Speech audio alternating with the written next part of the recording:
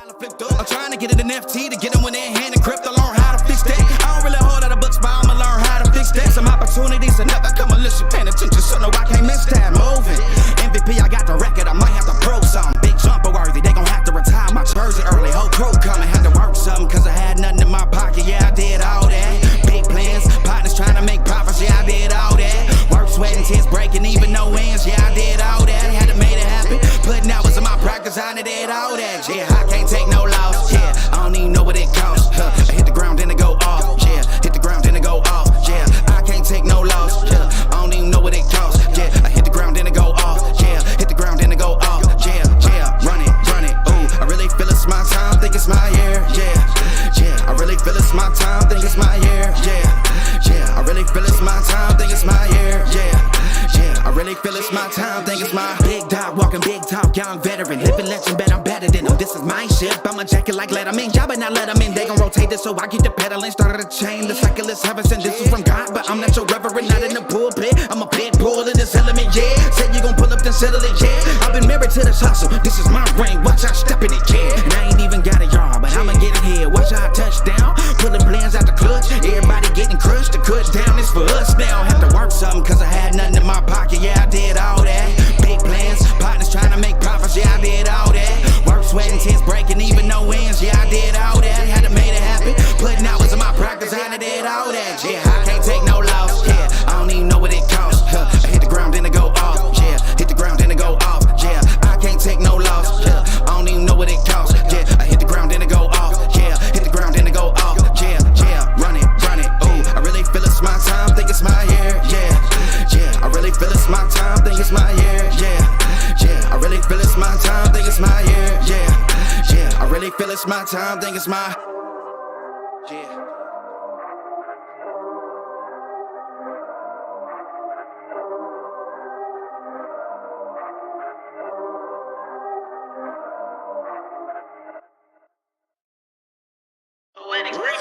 Run it, I can't take no loss, I don't even know what it costs, I hit the ground, then it go off, yeah, hit the ground, then it go off, yeah, I can't take no loss, I don't even know what it costs, yeah, I hit the ground, then it go off, yeah, hit the ground, then it go off, yeah, run it, ooh, I really feel it's my time, think it's my year, yeah, I really feel it's my time, think it's my year, yeah, I really feel it's my time, think it's my year, yeah, I really feel it's my time, think it's my pen ready.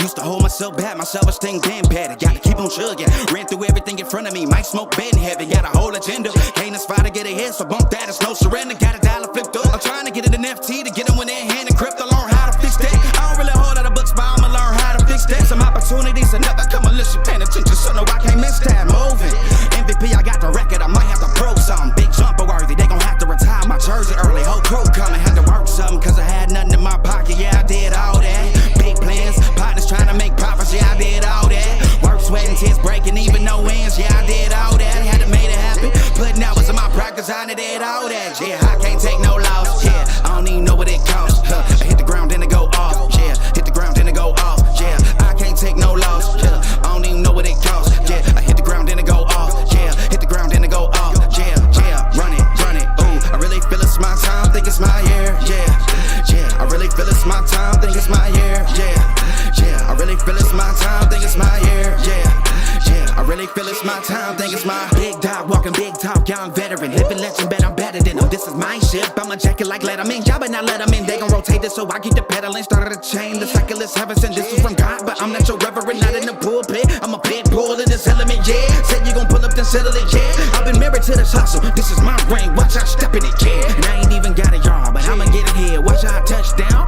pulling plans out the clutch, everybody getting crushed, the cut down is for us now, have to work something, cause I had nothing in my pocket, yeah, I did all that, big plans, partners trying to make profits, yeah, I did all that, work, sweat, and tears breaking, even no wins, yeah, I did all that, had to make it happen, putting hours in my practice, I did all that, yeah, I can't take no loss, yeah, I don't even know what it costs, I hit the ground, then it go off.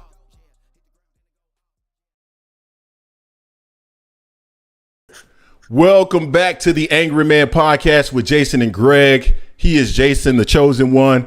I am Greg, a legend in my own mind. Jay, what's going on with you, bro? Not much, just drama. Salute to the chat. Drama. All right, man. Let me go ahead and say salute to the folks that we got currently in the building. We got Judah, Thrill Hill, Light Skin Business. What's going on with you? Dolphin Time, the Keggy. What's going on with you, fam? All right, we got 32 people in the building as well. So, Jay, I want to start off with some business. Of course, the League of Legacy. He's been supporting the channel. We know that he has Black father figures, and a cruise was planned for later this year. Unfortunately, due to some unforeseen circumstances, the cruise has been canceled, and all money will be returned to you if you haven't already received that refund. So I'm sorry to hear that, because I know the league is doing some really great work. It's been postponed or canceled for now, but maybe that'll be back in effect for 2024. I got to go ahead and give our sponsor, our other sponsor, Rock Dog Interactive, some love. Anything you guys need from a technical standpoint relative to websites, Bitcoin, graphic design, you name it, they do it over there. Check out Rock Dog Interactive. They will be able to serve you. And then finally, Jay, we got another sponsor coming. I'm just waiting for the product to arrive. I still haven't received the product, but soon you guys will know what the new sponsor or who the new sponsor is. And I can't wait to start to talking about that new sponsor, because quite frankly, that product is near and dear to my heart. All right, Jay. That's enough of all that, man. You know how we do it on this show, man. We like to jump into it, my brother. Where do you want to go first? I say we get rid of the easy stuff and keep the meat a little bit later. Okay. Potatoes for a little bit later. Let's go ahead and start with your favorite fighter, Ryan Garcia. King Ryan, that is. King Ryan Garcia. Ryan and Oscar Fishnets de la Hoya. And I'm going to poll the chat once we get a little bit more people in here, because there's a question that I want to ask. I want to get some feedback, but let me go ahead and Jay, remind me that I want to get some feedback from the chat. But so Ryan Garcia, he and Oscar De La Hoya went back and forth on Twitter, which is absolutely the wrong place to settle your business. But of course, Ryan Garcia is a 24-year-old young man, and that's what they do. They air all their laundry out on social media. Now, Oscar De La Hoya, I don't know what it was. I don't know what it took for him to realize that was the wrong setting for him to go back and forth with Ryan Garcia. But he eventually said, I'm not going to go back and forth with you on social media. We can sit down as men and hash all of this out. I'm paraphrasing, of course, Jay, but here's my issue with what Oscar De La Hoya had to say in regards to that comment, right? He was the initiator, bro. So we dropped a video of Oscar De La Hoya essentially agreeing with somebody on Twitter that the reason why he was not at the post-fight press conference was because he knew that Ryan Garcia was going to lose. He liked that, or no, I think he had a smiling emoji or crying, laughing emoji. So at the end of the day, man, as a promoter, you cannot do that, right? You cannot send out those messages to the person that you're promoting. Now, I don't know if it's because he feels a level of comfort because Ryan Garcia is signed for an extended amount of time. I think he has like at least 6 more fights on the contract or something to that effect. But at the end of the day, that's not how you treat a fighter that's on your network or a part of your promotional entity. And what it also does, Jason, is why, as a fighter, why would I come to Golden Boy Promotion if that's what you're going to do? Why would you do that? Exactly. I would never come to Golden Boy Promotion if Golden Boy is going to behave in that manner. So I don't know. That's my thought on it, Jay. What's yours? I mean, it's just messy altogether. I mean, whether I agree or disagree with Oscar De La Hoya's take on Ryan should be taking the blame himself, accountability, you don't put that out there. Like you said, he's the promoter. You shouldn't be putting that out there. You shouldn't be even liking or making emojis, laughing at emojis and stuff like that. Especially that's something talking, bad about your fighter. You want to promote your fighter and help your fighter out. You just stay out of it. You should have taken that from the very beginning. He's like, look, we're not gonna talk about this on Twitter, but he initiated with that little emoji what he did with the dude that said that. Exactly. And then he continued. He doubled down with it. He got defensive, like, well, it's not my fault. Don't blame. Take accountability. Like, yeah, Oscar, you're right. Ryan needs to take accountability for sure for the fight. But you don't put that out there. This is your fighter. Whose side are you on? If you want to give him tough love, you give him tough love behind the closed doors in y'all house. Y'all talk about that. Get this settled for the business and help him out that way. But Oscar hasn't been really like he's been in Ryan's best interest, honestly. He really hasn't. I get the weight hydration, the rehydration clause, whatever. But they do that in the IBF. So if they fight the IBF, that's something they have to go through with that anyway. So that's neither here nor there. Plus, if they had signed at 135, we wouldn't have to worry about a rehydration clause instead of fighting at 136. So there's so many ways that rehydration clause wouldn't have been a factor at all. And honestly, it wouldn't have made a difference in this fight, in my opinion.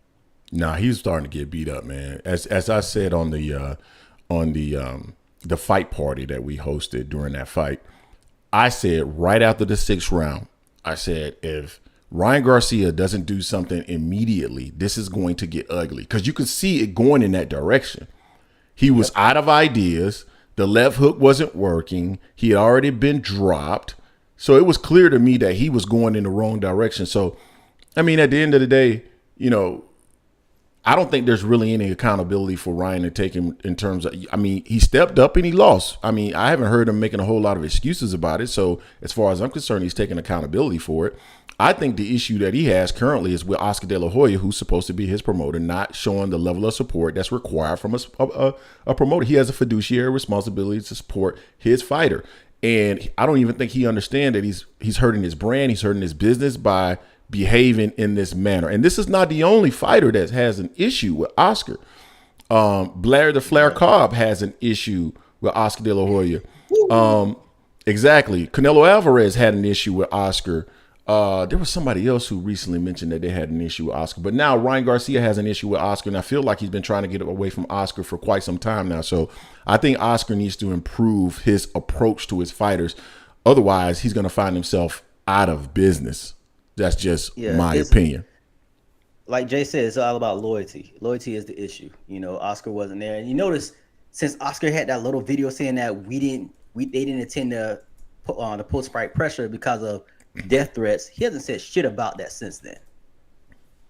He mentioned it at one time, hasn't said nothing else. So I'm like, that lets me know I didn't believe it then. I don't believe it now.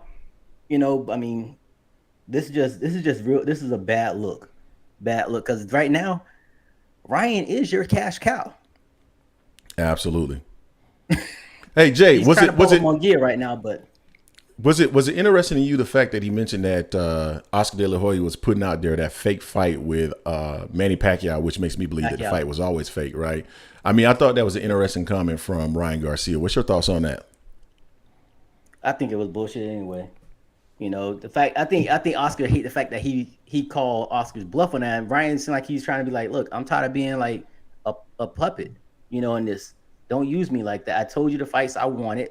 Now, granted, it needs to go both ways. He needs to give a little, and Oscar needs to help him out as well as far as making his next fight. But Manny Pacquiao, come on, dude. That I know Manny's old, but yeah, that was just crazy. That was just crazy, man.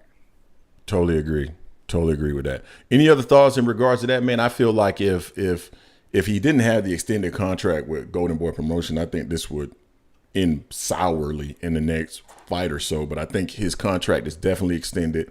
So I don't know. Shout out to Bruce Gass Boxing in the building. I don't know what he can possibly do in order to this relationship, Jay. I don't know how they're going to function. They're going to have to figure out some way to function unless Ryan Garcia has the ability to buy himself out of his contract, which I doubt he does, or maybe he does, but he probably wouldn't want to. Yeah. So yeah, I mean, I think he's going to stick around. He may buy. I don't think this is going to last a full length of the contract. More than likely, he's going to try to figure out a way to buy himself out of that contract. But he's probably going to fight with Golden Boy at least 2 or 3 more times to kind of whittle down what that contract buyout would be before he decides to depart. Anything else, Jay, you want to share on this topic before we move to something different? Did you have it? You said you had feedback you want to get from the chat.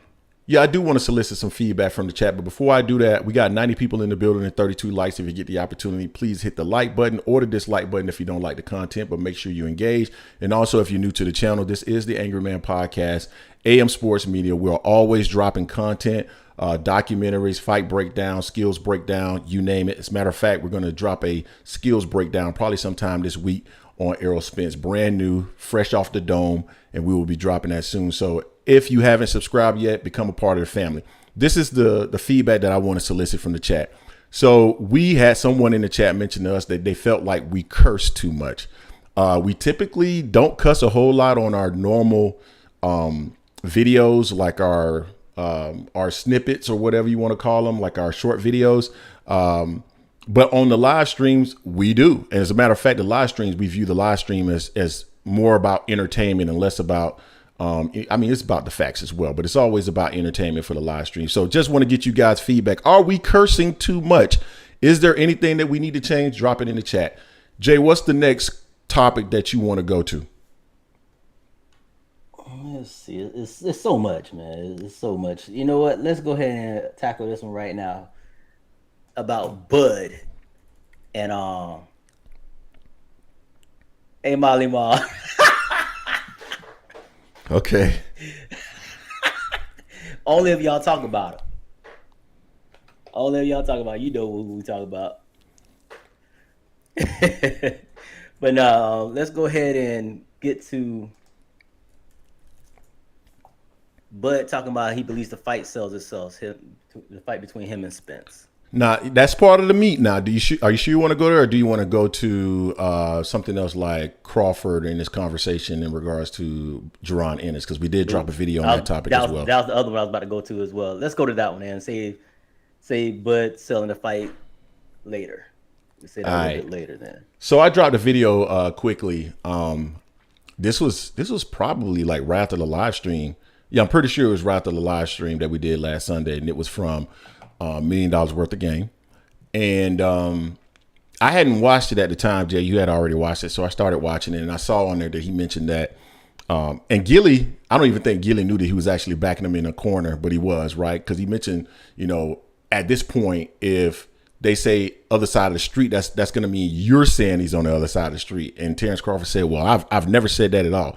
And of course, I know for a fact he said that because I remember the exact clip that he said that in. So I went and put all the clips together so that you can clearly see that he contradicted himself.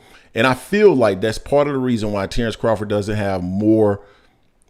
I would say, I think that's part of the reason why people like Errol Spence fans don't like him like that, right? I think it's one thing when it's a situation where I like this fighter, but I don't necessarily dislike that fighter. But I think Errol Spence fans, to some extent, kind of despise Terence Crawford. Some do because of these types of antics where it's clear that you said one thing on one day, you said another thing on another day. And then, of course, AM Sports Media, when we call it out, the Terence Crawford fans come and they torch us because they pissed that we calling out what their man is doing. Jay, what's your thoughts on that? Yeah, it was just funny that someone was mad about that, saying that we were being biased when we're just using Bud's own words, his own statements against him. You posted the first clip, what he stated, and then we posted the second clip where he stated something completely different. We just want him to keep it a beam or a buck or 100, however you want to call it. That's all we ask. Bud hasn't been doing that. Bud's been gaslighting a lot, Yeah. I don't know what Terrence talking about. Best damn video. Terrence, what's going on with you, bro? You saw it. Just go look at the video. You'll see where he said something different. Yeah, man. I just think that those are some of the examples of Terence Crawford. I'm not going to say that he's lying. And we did a poll about, is he misunderstood, and it feels like he stretches the truth, or he's talking so much that he doesn't remember what he's saying, or he's trying to figure out ways. Here's the thing about a lot of the logic. And here's where I think Terence Crawford is going wrong, because I think what he's doing is he's going out to the broader community. He's going out to all of his Terence Crawford fans like Jason Williams, who don't make any damn sense, like Best Damn Videos that don't make any damn sense. And he's pulling all of these different topics and arguing points, and he's trying to mesh them all together, and he's bringing them back to these interviews. And that's part of the issue, because folks like me are going to pick those arguments apart, just like I pick them apart on this very channel against Jason Williams and the Best Damn Videos and all the Terence Crawford supporters, because a lot of those arguments don't make any sense. And it's just that simple. Don't be mad if we using Bud's own words. That's it. How they get mad about that? That's it. They kill me with that. Making it up. Like I saw people come in there and say, "Oh, you guys are talking about, why y'all still talking about this? The fight is made." Why is he still talking about it? He said it.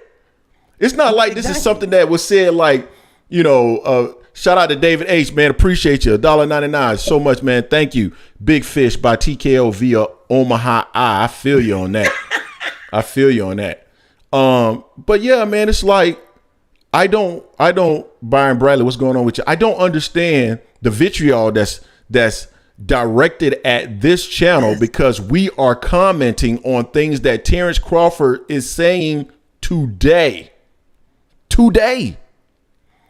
So it's odd. It's very odd to me, bro. Very odd. Yeah.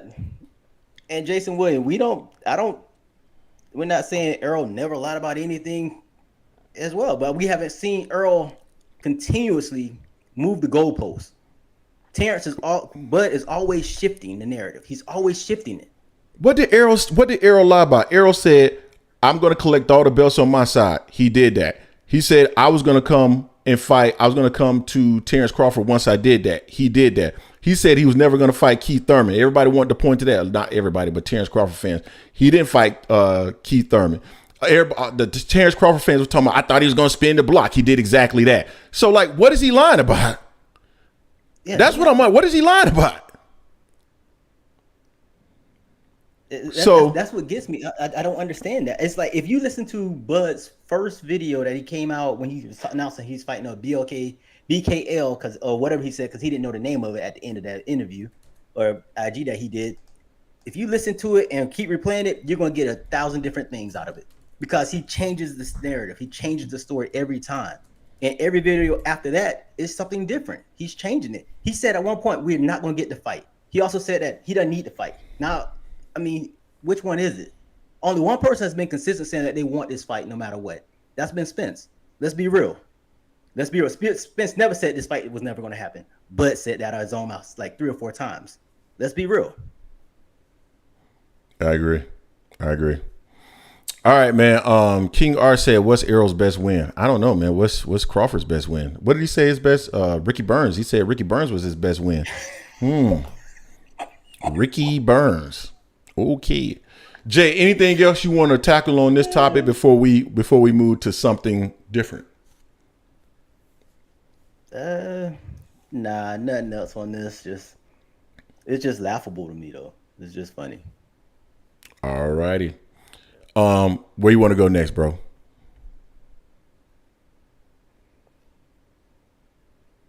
So let's talk about. Let's get to this one about Spence.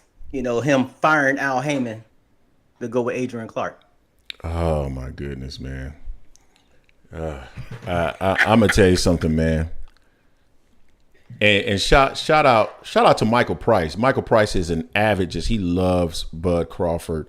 And we exchanged text messages. He's been in the chat on multiple occasions. He doesn't agree with anything we say on this channel, but I actually really like Michael Price.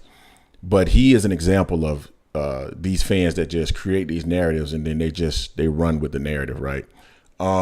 Adrian Clark, as I understand it, this is a gentleman that was on Forbes 30 for 30, which means that he's doing some incredible things relative to business, and he was doing it before the age of 30. He's been working with Errol Spence for quite some time, and my understanding is that the Everlast deal that Errol Spence got was through Adrian Clark. So I think he's been working through Adrian Clark or working with Adrian Clark on a number of different business ventures. Some formally, some informal, but he's always had a relationship with this gentleman. Now I think he's making it more formal, more official by signing with his management company, which I think is Fighters First Management. But as I understand it, just based off, and no one has actually described this to me, it's just based off what I've heard about Adrian Clark and everything that he's done with Errol Spence. It sounds like to me he's handling what I would consider the business aspect outside of boxing for Errol Spence, while Al Haymon is still managing everything internal, so relative to boxing. So I've never seen this as an issue. Adrian Clark has always been around, but people wanted to run with the narrative that he fired Al Haymon, even though 3-4 months ago he said he was not leaving Al. He dropped a tweet saying he and Al, that's like lock and key, right? And still, even with all that, I hear Terence Crawford fans coming back saying, no, that's all cap.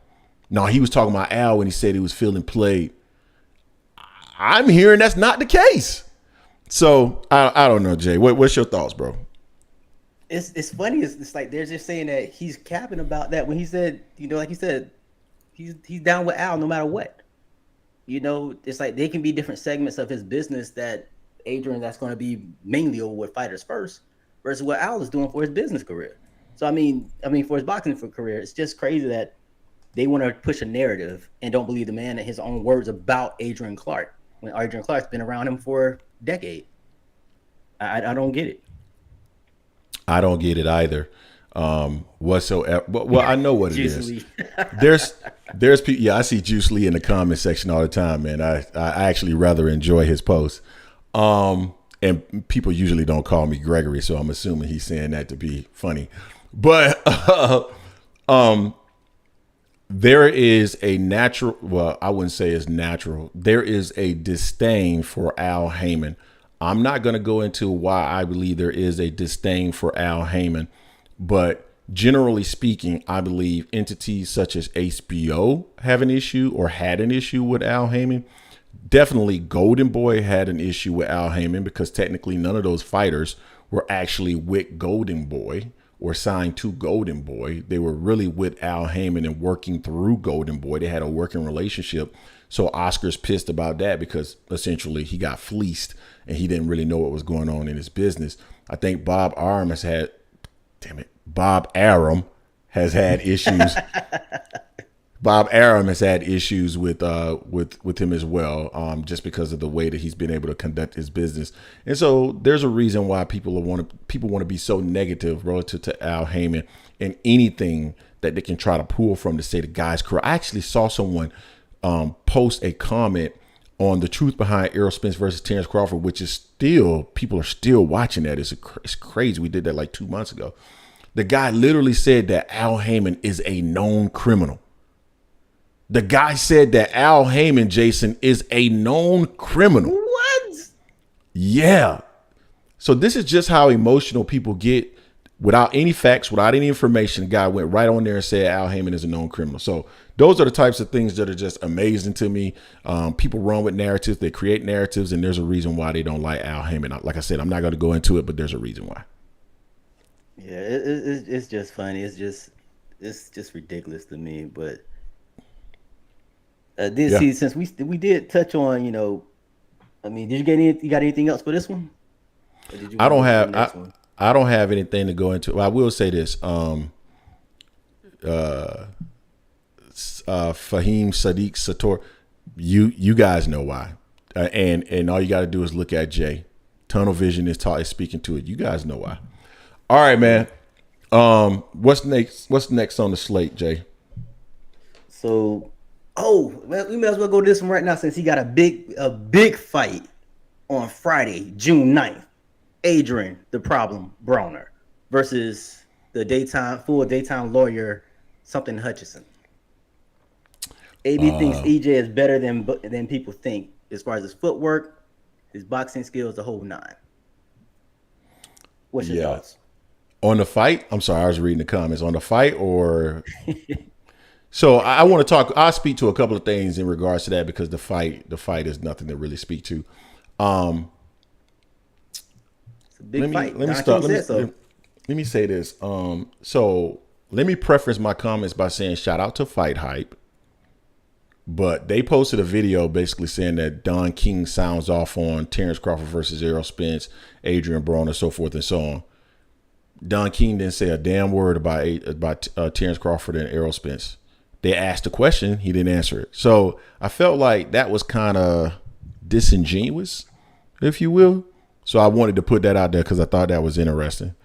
As far as Don King's actual comments in regards to Adrien Broner, I mean, Don King is being Don King. He's incredibly sharp, as far as I'm concerned, to be 91 years old. But so is Bob Arum. So both very sharp in what they're doing. I don't know what to say about the fight, Jason. I mean, he's fighting a lawyer, bro. But the lawyer's been on a 6-fight win streak, if I'm not mistaken. Okay. You know what? If you put 18-year-olds in front of me right now, I'd be on an 8 fight win He's streak not as an well. 18-year. He's pretty young. He's about, I want to say he's probably late 20s, early 30s. That's not the point. He's The point not youngin'. the point that I'm making is that if you lined up 18-year-olds, I'd beat all of them. So I would be on an 8 fight win streak as well. My point is, who has he been in the ring with to be on a 7 fight win streak or whatever? I don't care. Who gets the ring with Hutchinson, he knocks him down. The last 6 fights, he's kicking their ass. AB better let me stop. I don't want none of y'all to take me serious. I think AB, I wish AB the best, honestly. Molly Ma said, "Man, an 18-year-old putting you in the gulag." I don't know what a gulag is, but I said 10-year-olds. Not 8. I don't think I could beat a 18-year-old my size. I probably I probably can beat an 18-year-old because if I can grab them. 18-year-olds usually are not fully in their man strength yet. Now he gets about 23, 24. Yeah, that's probably a nice little L there. I'm gonna take, but it is what it is. All right, man.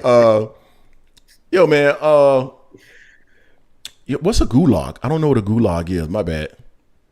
I didn't say 18. I thought I said 10. I said 10. I think Jason said 18. I said 10. You said 18. No, I didn't say no age. I'm not getting in there. I said 10. I said 10. I said if you lined up. I said if you lined up 8 10-year-olds, 8 10-year-olds, not 18. 18-year-olds. Go, guys. Go back and rewind this. I said 8 10-year-olds, not 18. You just said you said 18. You said 18. Hey, y'all are in the chat, so y'all can actually back up. I said 8 10-year-olds. Man, don't sit up here and tell me what I said, man. I know what I said. Hey, I'm going up with the chat. Okay, Indian God said, I thought Greg said 8 10-year-olds. That's what I said. 8 10-year-olds, not 18. Man, the chat acting like Jason. I didn't say that. 8 10-year-olds. 8 10-year-olds. That's what I said.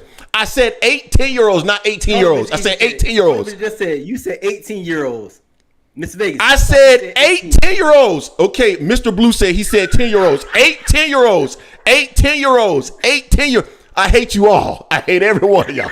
I hate every one of y'all acting just like Jason. Let me take a break. Hey. All right. Let's go to the next topic. I'm trying, Jay. I'm trying not to curse, man. I'm trying not to curse. They about to drive me there. All right, Jay. What's the next topic? Oh man. Okay, about Tarver. Tarver sees a lot of himself in Bud, which I don't agree with on that statement at all. Okay, Big Dose just corrected himself. He said Greg is right. He said 8 10-year-olds. Trying to tell y'all, man, I know what I said, man. I got a sharp mind. That's Jason you don't know what the hell he talking about. All right. Okay, so what? Go there. Say it. It's Sunday, man. I'm trying to block my blessings by getting drunk to your crap. Okay. That was a wise decision. Antonio Tarver. What was the question again? You talking about Antonio Tarver, right? What happened to the sharp mind? What happened to the sharp mind? My mind is sharp. You got a sharp mind and a heavy tongue, Greg. You bastard. All right. That motherfucker say I got a Shannon Sharp tongue. Damn. Oh, all right, man. Oh. All right. Antonio Tarver. So let me preface my comments. Preface my comments by saying, no, I want to make sure that people understand what I'm saying. Preface my comment by saying that Antonio Tarver is from Orlando, although he claims Tampa. I don't know why the hell he would claim Tampa because ain't shit in Tampa. But he is somebody that, I don't have a personal relationship with, but I've met Antonio Tarver a couple of times. One of these days, I'm going to tell that second Antonio Tarver story because it's a pretty good one. But HTG. I'm sorry? Your nickname is HTG now. Man, you guys, I don't give a damn. Y'all listen, I got thick skin. Y'all can rip me all y'all want to. Go with the thick skin too.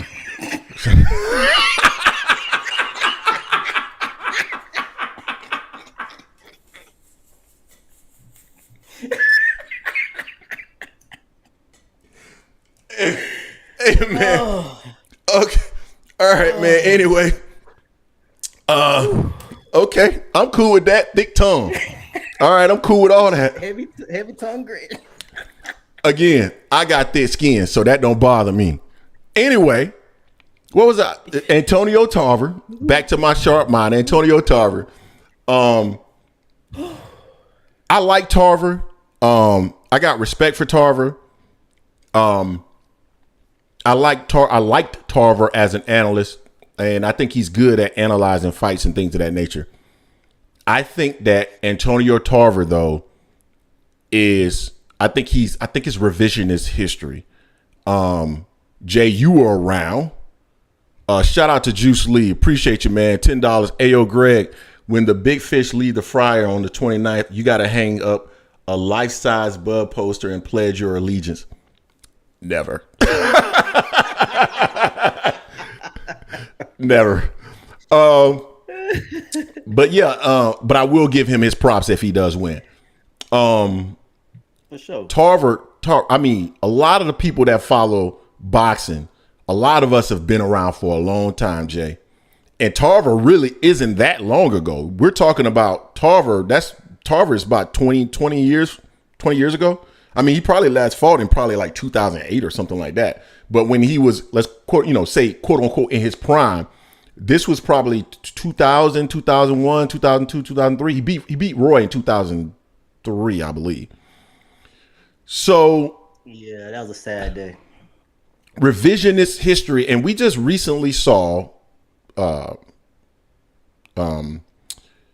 Jones. We saw, dog. I can take some time to think, man. You black son of a bitch. Shut up, man. We saw Roy Jones. Greg is having a real life glitch right now. He glitching. Go ahead, man. I'm trying so hard not to curse you out, boy. Okay. You just anyway, MF earlier. You passed that. Yeah, but I'm gonna call you one again if you don't stop. So, but we just saw a litany of different individuals: Roy Jones, Bernard Hopkins. They went into the Hall of Fame, and I just feel like he wants to be an individual that's in the Hall of Fame as well. He came along during that era. Is James Toney in the Hall of Fame? I thought James Toney was in the Hall of Fame as well. Right? Is he in the Hall of Fame? At the same time with Floyd recently?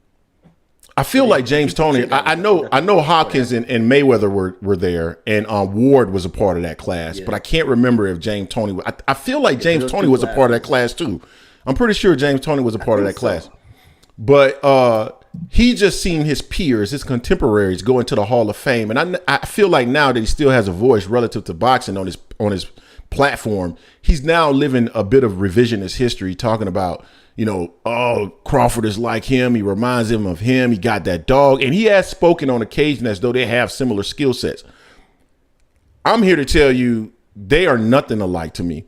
When I think about what Antonio Tarver was, Jay, a big light heavyweight who was a southpaw, very technically sound, pretty much operated in the same manner in every single fight. Tell me a fight that you saw Antonio Tarver in that he looked different than in any other fight, where he employed a different strategy outside of a long jab, defense, and basically trying to get his combinations off when he, blinded someone with the jab or was able to get into position to throw those combinations. That was Antonio Tarver.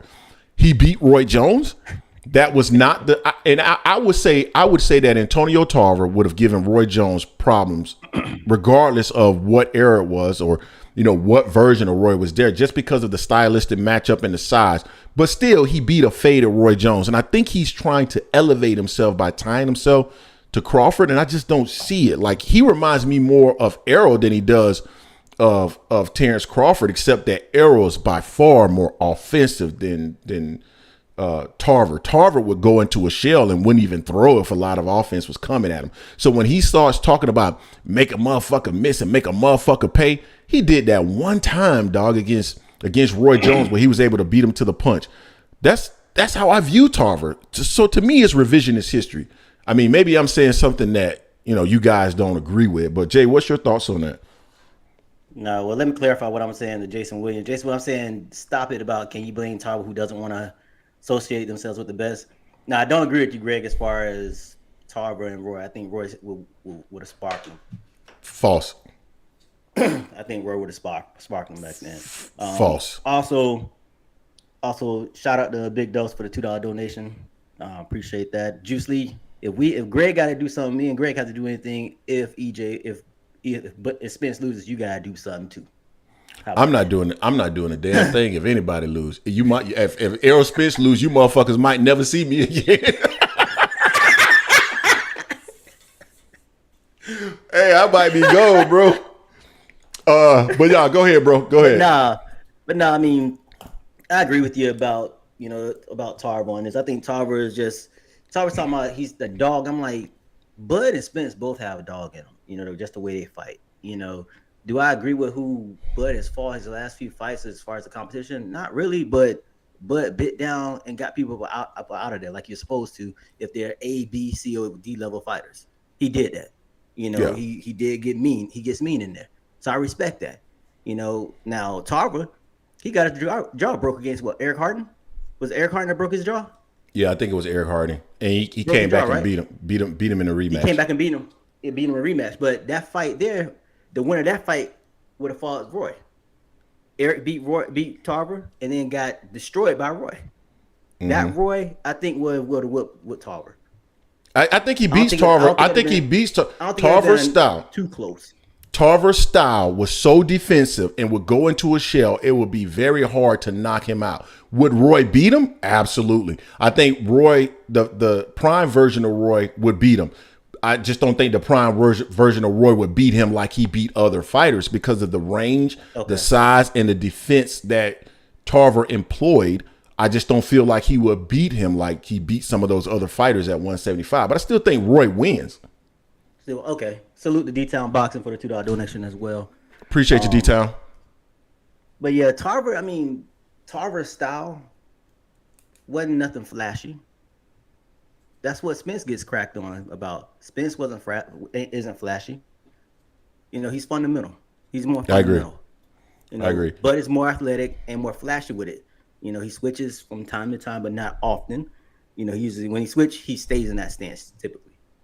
So I don't know what the hell Tarver is talking about. Tarver is talking like Spence is just some chump. Like Spence ain't bit down on his mouthpiece. I know he dropped it twice. The mouthpiece fell out twice, once against Danny Garcia and once against Ugas. But for the most part, he bites down hard and gets people out of there and just beats them down. So I'm not sure what Tarver's doing, but Tarver's been all over the place, man. Since he couldn't get any fights at heavyweight, he was begging for fights, Yeah. Because for a while, he couldn't even, I think he had lost his license as well. Because he was talking about how he can't even drive to get his kids and stuff like that. So Tarver's been all over the place. Someone said he was clout chasing. I wouldn't doubt that. He's trying to stay relevant. He's trying to stay, he needs to really focus on his son. His son that's fighting, because his son is not that good of a fighter. Although he's undefeated, he hasn't fought anyone in neither. So he needs to give that dog to his son. Yeah, let me address a couple of comments in the chat. Jason Williams talked about doing a documentary. I've actually tried to start a documentary in regards to Terence Crawford. I have been struggling to get the motivation to do it. But I actually have one started, but I just have not been motivated to continue it. The other thing I want to address, Fight Party. We're still determining whether or not we're going to actually be in Las Vegas. I don't know yet. So we'll see if we do a fight. Certainly we're not in Las Vegas. We will be doing a Fight Party. Facts. The other thing I wanted to address is two things. Number one, we got the Mic Check podcast in the building. If you guys get the opportunity, go check out the Mic Check podcast. T Ward, that is your cue to drop your link in the chat. Also, Showboating Sports is in the building. Showboating drops some amazing content as well. If you get the opportunity, Showboating, drop your link in the chat. All right, bro. And then let me go ahead and say this while we're at it, and then we'll transition to another topic. We have 198 people in the building. We got 79 likes. If you get the opportunity, please hit the like button or the dislike button, but make sure you are engaging with the content. Also, become a part of the channel. Become a subscriber if you get the opportunity. If you're new here to the channel, this is AM Sports Media, the Angry Man Podcast. We are always dropping content on a regular basis. So join, become a part of the family. And then also any of you guys out there that are interested in becoming members, members is $2.99 a month. It really supports us in terms of our ability to continue to produce the documentaries. Like I mentioned earlier, I'm working on a stylistic breakdown of Errol Spence right now. I think it'll probably be finished either sometime this week or maybe next week, depending upon what kind of time I have. But it's those things that help us to pay for the software and the things that are required in order to make those documentaries. So let me know if you guys are interested in becoming members of the channel. All you got to do is just hit the join button when you go to our channel. All right, Jay, what's next, bro? Well, since Terrence's best video has been talking about it for the longest in here, talking about selling the fight, let's just go ahead and tackle that right now.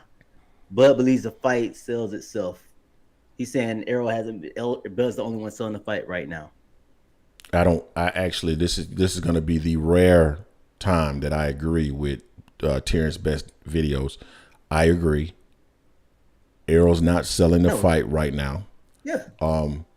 Now, will he sell the fight? I'm pretty sure he will. Is Bud really selling the fight?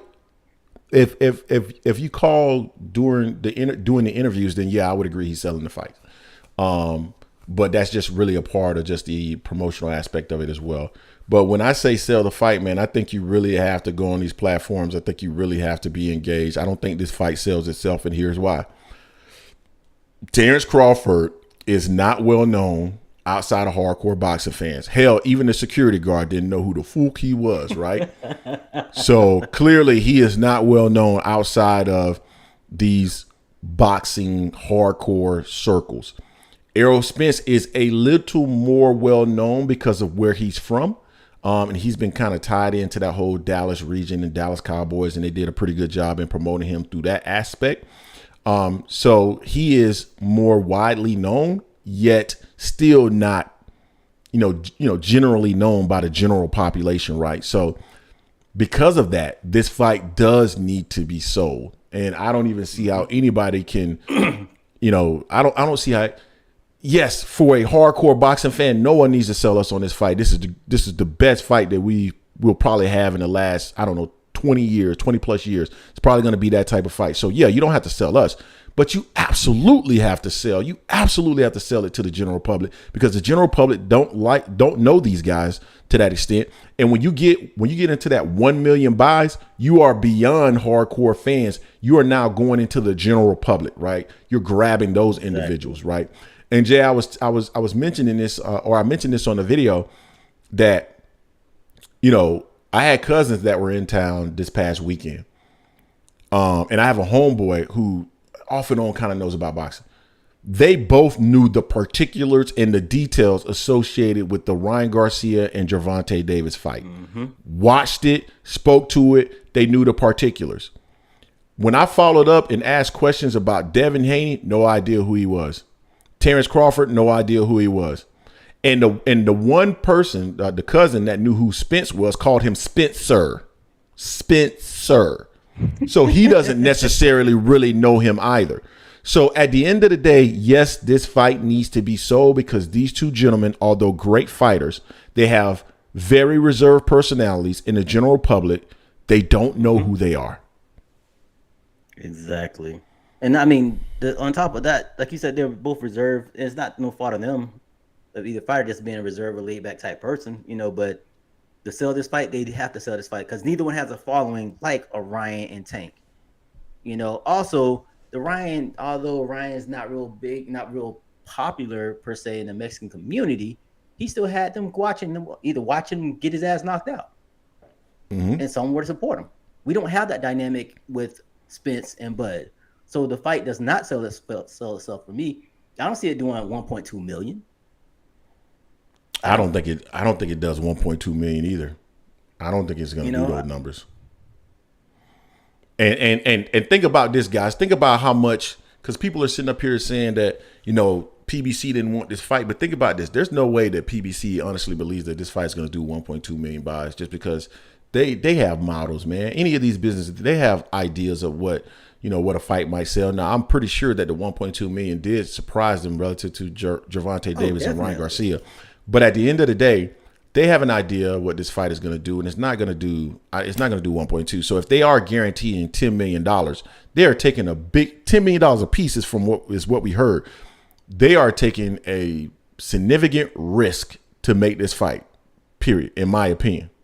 Because this fight, to guarantee them $10 million a piece, I think they're going to have to do 700,000 maybe, probably, in my opinion. But that's just based off how I understand it works. I mean, based on the pricing, of course, it should have a large get because the pricing per ticket is a lot higher. But Mark, I'm saying the 1.2 because I've seen a lot of people in the chat saying this fight's going to do I've seen people say 2 million, 1.5 million. I'm like, that's why I said 1.2 because they're talking about the Tank and Ryan. That's the closest pay-per-view fight they can really talk about. I'm not going to put the Devin and Loma fight because it was nowhere near either one of these two fights. But they're going to have to, they're going to do their part. Who knows right now what the contract says, but you have to do your obligations to such and such to promote the fight this week. And then next week, Spence. Yeah, I'm just looking at. We don't know. 500,000 covers both guys' salaries, and like guys, to me, and I know Tunnel Vision disagrees with this, but if the fight goes for $99 and you multiply that by 500, that's $49 million. If both of them get $10 million apiece, that's $20 million. And there's a UFC fight that night too. So you got 29.5 and everybody else still has to get paid. The networks still get a large chunk. The cable companies absolutely get a large chunk of those dollars because they are the method. They are the distribution of your channel. So your fight. So they're going to get a large chunk. It's almost like, if you think about it, like a record company. Like if you're going through a record company, they are distributing your material, your product. They're going to get a large chunk for distributing it. That's why I don't think 500,000 pay-per-view buys actually cuts it. But I don't know. We'll see. Also we didn't know who's going to be on the undercard. The undercard is also going to help sell this fight as well. Granted, this is the biggest fight we've all been clamoring for 4 or 5 years now. So we'll see. I want to see what they're going to do with the undercard, and with them going against UFC head to head pretty much on July 29th, that's going to see how that factors in. Jimmy Boxing casuals from that. Jimmy Boxing just made a good point, and that is fair. I did not include Gate. That's a fair point. I did not include the Gate. Very fair point. All right, Jay. Anything else we want to cover on this topic? No, we'll see. More they come out with more about the undercard. I think that can help give a better depiction of how it's going to do as far as number wise. But I still think both fighters need to sell the fight. This is not just on Bud. This is just not on Spence. Both fighters need to sell the fight. I'll put it to you like this, man. Floyd is probably one of the biggest pay-per-view stars ever. And he would sell the hell out of every fight that he did. He sold the hell out of Pacquiao fight. Everybody knew that fight was going to do numbers. He sold it. The Conor McGregor fight, everybody knew that fight was going to do numbers because everybody was curious about seeing the top fighter versus the top MMA guy. Everybody knew that fight was going to sell, and they sold the hell out of that fight. So let's not pretend that promotion is not required. Apple, the biggest phone company in the world, they have a large promotional budget or marketing budget for their phones. Why? Because phones just don't sell themselves regardless of what your brand name is. That helps, but you still have to promote. Promoting, marketing helps to build your brand, period. So it is what it is. Jay, let's move to the next topic, bro. The next thing here, we've been going for about 50 minutes. So let's talk about your boy Max Kellerman and the way he makes his picks. Max Kellerman. So Mr. Kellerman mentioned that and this was a few weeks ago, but it just popped into my mind, right, Jay? So he said that Al Haymon isn't necessarily interested in making. God said you're gonna be on the undercard fighting 10 8-year-olds. These boys ain't ready. So Bring the gut out. So no, but Max Kellerman basically said that Al Haymon is not interested in making fights unless the fights favor his fighter in regards to making fights with other entities.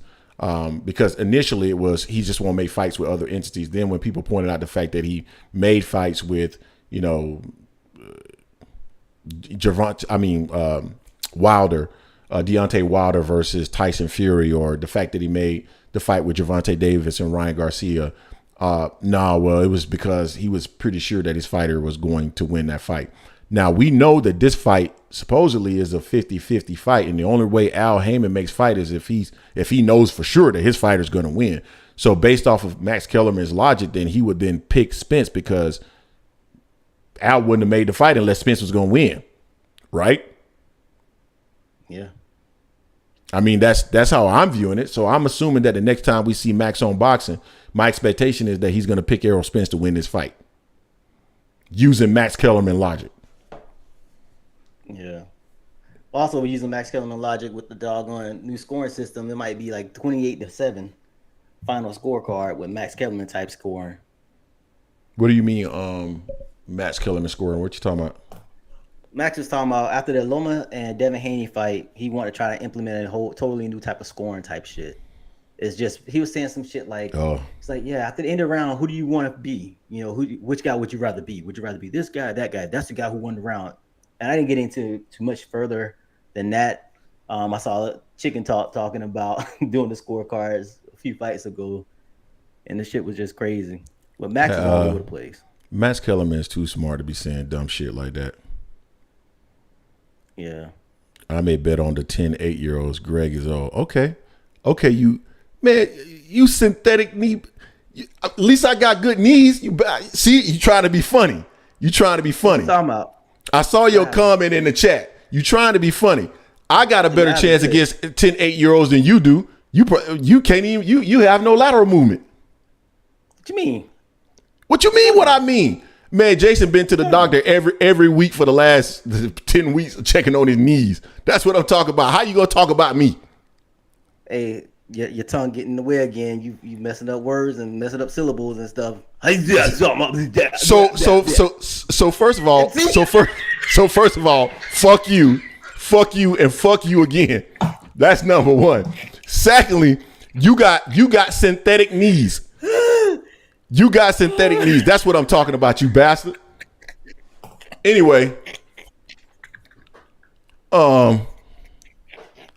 emotional damage. They say you talking like Miss Clubber Green.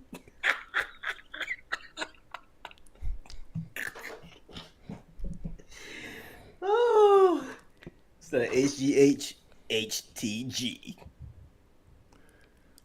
Anyway, hey, Mark, don't do that, man. I move better than a robot. I ain't RoboCop, man. I'm telling you, this nigga got two fake knees no more, so I'm good. Two fake kneecaps. His whole knee, the whole knee fake. So I know he not talking about just like who can be who. It's not the knee. The kneecap is good, bro. My kneecap's good. Man, it's the meniscus. Your whole knee is bad. Who cares? It's the meniscus. Who cares? Who cares? I like you got bad knees. I like to be correct. Is your meniscus a part of your knee? Is it a part of your knee? Do you know what the meniscus is? I don't give a damn what it is. You got. I'm not a doctor. What are you talking about? I'm not a doctor. Why would I know? Why do I need to know what your knee components are? Only reason you know because every part of your knee is bad. So of course you know it. Lies. Synthetic kneecap, motherfucker. All right, man. Let's go to the next topic. Artificial kneecaps. Orthopedic surgery got a whole lot of motherfucker make a whole lot of money off of you. All right, man. Let's go. Go to the next topic, bro. What's the next thing? Sir. What's the next topic? Hey, we ran through them. We can open these phone lines so the sharp man can work. HTG. Man, shut your. Hey, that HTG shit. That shit better go away soon. I swear. I'll be like Blue Blood. I shut this whole bitch down. I shut it all down. No, go ahead, man. Chat, y'all want those shirts with some hats? HTG. I'll make them shits too and sell them. Heavy tongue Greg. Bitch, I will take it. AT word. See, we were cool, man. We were once cool, man. That one call for T. Get him, T. Get him. All right. Hey, I do got behind knees. I ain't gonna lie. I got behind knees. I've torn both my ACL meniscus. I had surgery on both of them. That's what you get, son of a bitch. Is what it is. Yeah, I can move now though. Getting them Kobe Bryant injections, that PRP. I'm good. Man, not the way that you sat in that chair earlier. You ain't good. What you talking about? I saw how you sat and got up out the chair, bro. I saw you. You could barely get up. Them damn shots ain't doing shit for you. Now. Hey man, Stop the phone line, lying. the phone. Stop lying now, sir. Listen, I saw you. Stand up right now. Stand up right now so everybody can see how you look. Boom. What? Oh man, that must be the adrenaline. Hey, you are on the Angry Man podcast with Jason, Bad Knees Jason, and Greg. Who do we have in the building? We got the sick lyrical damager. What's going on with you, bro? I'm cooler, man. I hear y'all cracking on each other, man. Y'all a good couple, man. Oh, I appreciate you, bro. I've been knowing this dude for over 20 years now. Oh, that's what's up, man. I love that. I see the chemistry. I see it. I know y'all new podcast, but y'all, definitely coming up with some interesting topics and touching on some buttons, and that's why your channel's gonna keep growing. I appreciate that, man. Appreciate that. Yeah, I'm telling you, Spence, man. This fight is gonna be crazy. Yeah, give us your thoughts. My thoughts on it, just from a professional boxing standpoint. Styles make fights. We all know that, and absolutely. I just really believe Terence Crawford is one of the best.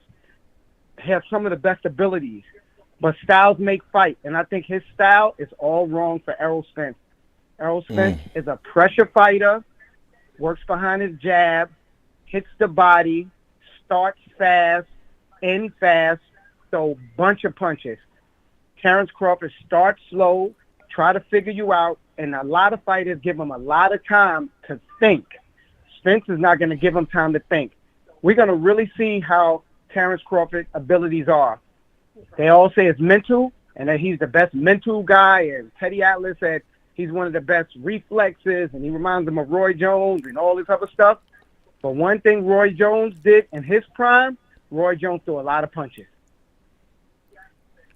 I think that's a great point that you're making, because like when I think about it, and just looking at Spence, because again I've been working on this stylistic breakdown. And you guys are going to see some of the techniques and things that Spence employs, and I'll be curious to see when the video drop to get your thoughts on it, because Spence does so many things that are technically sound that don't show up when you're watching him fight. Because even in certain situations, I got to kind of like slow down the video and say, oh, I didn't even notice that he did that, right? Like the guard manipulation, the fact that he positions himself when he's on the inside, he makes it very difficult for you to hit him clean, but he's always at an angle where he can hit you. I mean, he's really, really good at that. And again, fighting behind that jab, figuring out ways and angles to get on the inside to start to throw his shots. And he has an interesting approach too sometimes in terms of getting on the inside. So I'm curious to see how Terence Crawford handled this as well, because the only way I see Crawford actually winning this fight is to clip Spence with counter punches, to just be able to punch in between what Spence is doing and clip him.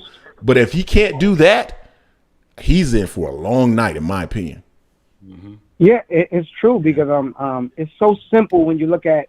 I love boxing. I've been watching boxing for too long. When Spence moves forward behind that jab, it's so sharp, and he varies it. He hides it. He goes up and down. Crawford is used to people coming straight and lunging at him, and he waits and sit back and he counters. Very great counterpuncher. Yep. Spence is too smart. Don't ever believe because Spence uses his same training technique in a fight, which is, to me, is the best way to fight.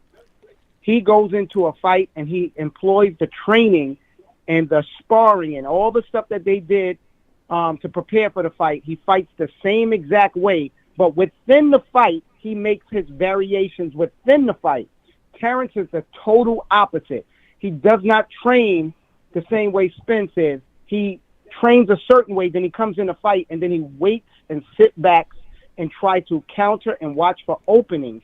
He's going to find out very fast them same openings that on Sean Porter and on all those other guys who lunge and throw a bunch of punches that not really behind their jab. He's going to find out that it's going to be a tough night.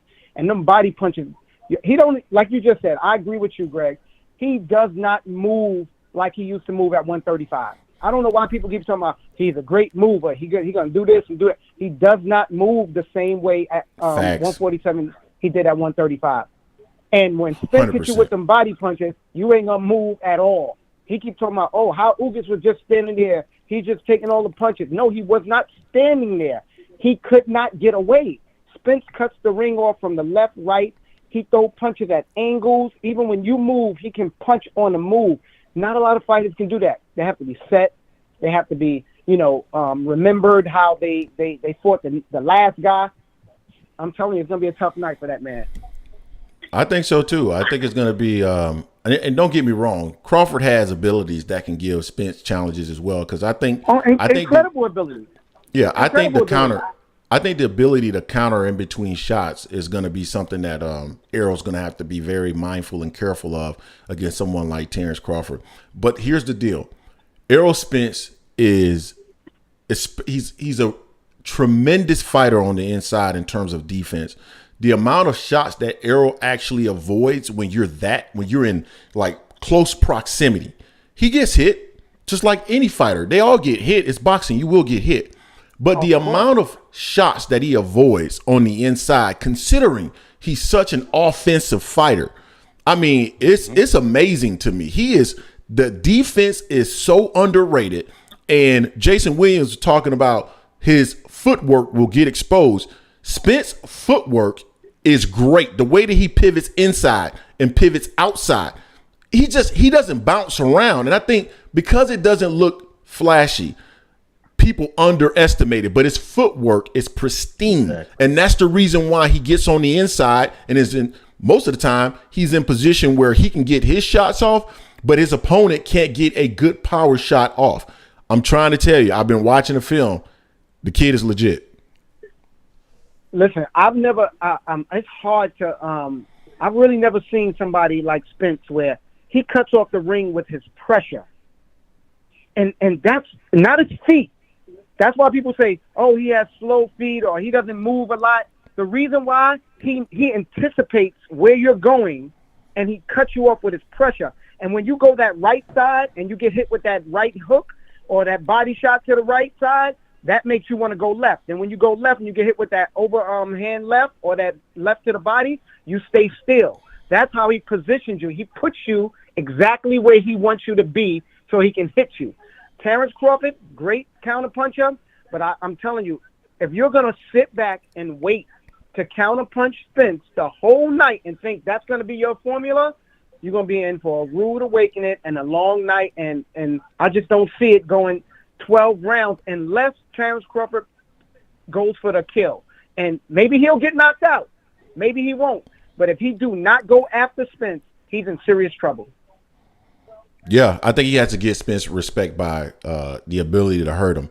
A lot of people like to point to Ugas and what happened with Ugas. That was a temporary lapse in judgment just because of the mouthpiece and feeling like his teeth may have gotten knocked out. I don't think that mistake will happen again. Now, again, can Terence hurt Errol? Yeah, it's possible. Anybody can be hurt. Yeah, exactly. Specifically because Terence Crawford is a counterpuncher and he may throw a shot that Errol doesn't see, but he has to get in position to really hit him with something that he doesn't see. And Errol typically positions himself in a way that you can't get a good power shot off. And that's the reason why I believe Errol's going to be victorious in this fight. And to be quite honest, I haven't seen a fight where I believe that Terence is truly like a really good inside fighter. And maybe he is. He may have inside skills, but I haven't seen a fight where he truly demonstrated inside ability. And I think this fight is not going to be fought on the outside as much as Crawford may hope it will be, because I think Spence is going to have a style and he's going to be able to take angles to get on the inside, and then it's going to become an inside fight. And then we're going to see what Terence has at that point. Now, maybe Terence can fight inside, but I thought Ugas fought inside fairly decent.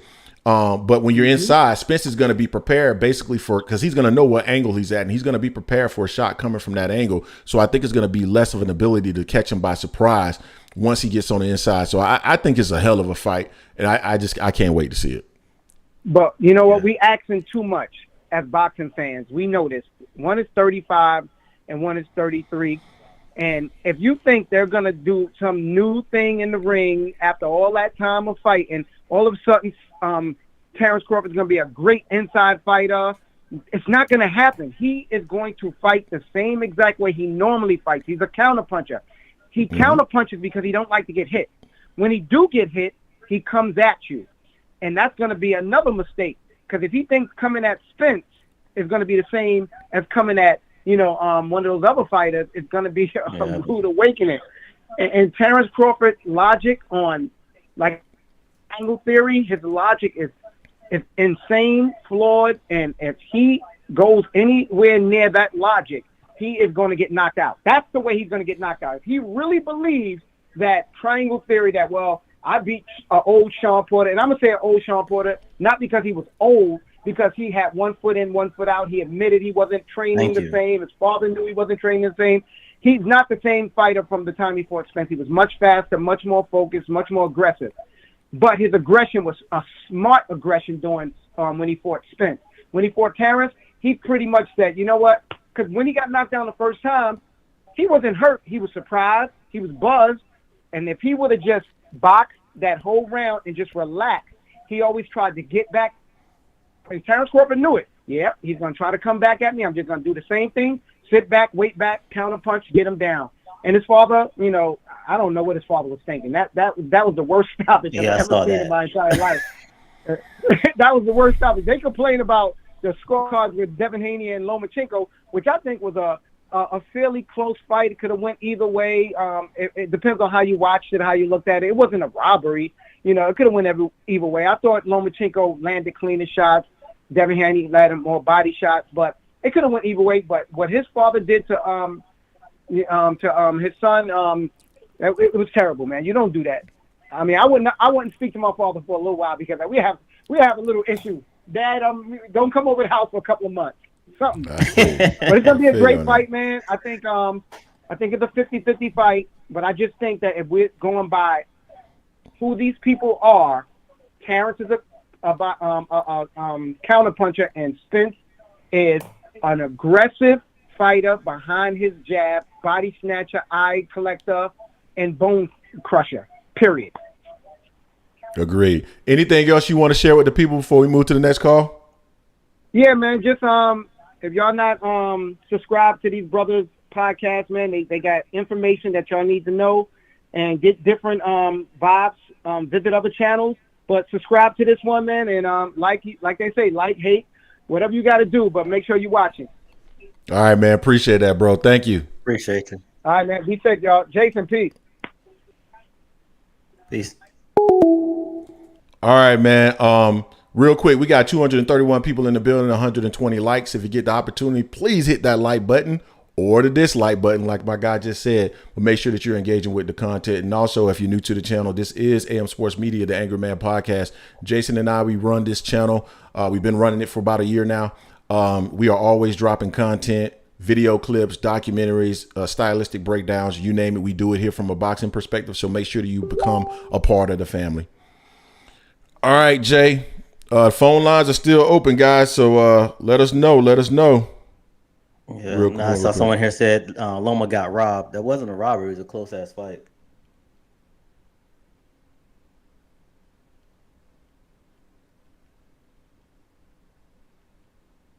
Loma even admitted that he took his foot off the gas in round 12. So, yeah, I mean, that was a pivotal round for him as well. I like what my guy just shared. I can't recall his name right now, but I like what he shared there in terms of that triangle theory. I think that could do any fighter in if they're going in with that belief. Hey, you are on the Angry Man podcast with Jason and Greg. 215. Who do we have in the building? Hey, what's up, y'all? This is Dean, man. What's going on with you? Hey, listen, man. I just wanted to say, man, I appreciate y'all's show. You know, like and subscribe every chance I get. You know what I'm saying? Even if I'm busy, if I see a notification, I'll just like it and then leave out, do whatever it is I gotta do. But appreciate that, man. What I want to say from Philly, man, Boots, I just wish that he would just be a little more out there. And he a very laid-back guy. He one of them, you know, stay to himself. He not into the streets or none of that stuff. Like, you know what I'm saying? Always in the gym. Yeah. Very, very hard worker. But in the sport of boxing, see, the thing is, like, Gervonta Davis is similar that way where he's a quiet guy. But the thing is about Gervonta, when you ask him something, Gervonta will say stuff that's very raw and real. So it gets traction. Even the stuff he does say gets traction because it might be so hardcore what he say, you know, about Bill Haney or about Shakur Stevenson calling them soft and keeping his name out their mouth, blah, blah, blah. But I think that Boots really needs that Thurman fight. I think both of them need to fight each other next. I love that fight. I understand the Villa thing, and I get that. But I'm just talking about as a fan, I think that'll put Boots, especially, it's not just because the Villa fight is not like a good fight or anything like that. That's not it. It's the fact that Errol Spence and Terence Crawford are fighting. So if you could get that Keith Thurman fight right after or in the midst of all of this, now when you start screaming them to their name even more, it just boosts your status. And then especially if they go to 154, then everybody going to be looking around, well, hey, Boots is there. He must be the guy at that division, if you understand what I'm saying. So I just think he needs to be a little more out there as far as getting himself out there to the public and things like that. It's good to be laid back, but just business-wise, that don't pay the bills all the time. You understand? Remember, Floyd used to be quiet, and then he stopped being quiet. Yep. Closed mouths don't get fed. Yeah, closed mouths don't get fed. You know, Terence Crawford used to be quiet. Earl used to be quiet. But you got to start, you know, putting yourself out there more. Guys like Lomachenko and Canelo, because they don't speak that good of English, they don't have to do that as much. And I think that's why a lot of the promotional companies push them more that way. But, like, do what Shakur Stevenson is doing. Shakur has put his name. He going on Say Cheese interviews. He going on, you know, he's putting himself out there and talking about topics and taking the hard questions. And I think that boosts your profile and gets you out there and get people looking at you and making you feel like, well, ain't even making you feel like you become more relevant. Now, I agree. As far you agree, y'all agree with that? Okay, I appreciate that. Now, 100%. As far as Errol Spence and Terence Crawford, this is my thing. Terence is a great counter puncher, okay, and he could switch hit. Errol Spence puts pressure on you. This fight is only going to go one way. We could do all these shows until we out of breath. This fight is only going to go one way if the fighters fight the way that we think that they fight, if they stick to how they fight. Now, they could go in there and have a whole different game plan and do stuff that we've never seen them do. I'm not leaving that out to everybody that's listening. But I'm saying for what we know. We only could go off of what we know. Facts. And what we know is Errol Spence is going to put the pressure on, guaranteed. Like, it's not like Adrien Broner said, Terence Crawford is going to have to fight him. It's not going to be no, you know, you throw jabs, get yourself together. That's not it. He's not letting you do all of that. You're going to throw a jab while he's throwing a jab, coming to the body, trying to cut off the ring, pushing you back. Yeah, you're going to throw him, but you're going to have to throw him. Fact. But that's why I think a lot of people say that Terence Crawford could possibly injure him and hurt him, because Terence Crawford is very athletic and he's a great counter puncher. And I think when they get in close, if he's able to withstand what Spence is giving him, then he'll be able to get his flurries off, and then that's when he'll be able to hurt him, because he's faster than Spence. He's I'm not going to even say that he's a more accurate puncher, but I'll say that he's faster, okay, and a little bit more explosive. But if he's not able to get off in that little bit of time frame that Spence gives you when he put his mitts up, and he's not able to return fire and back Spence up. If he cannot back Spence up, he's going to lose the fight. It's just put it like this. We have not seen Spence lose when somebody can't back him up.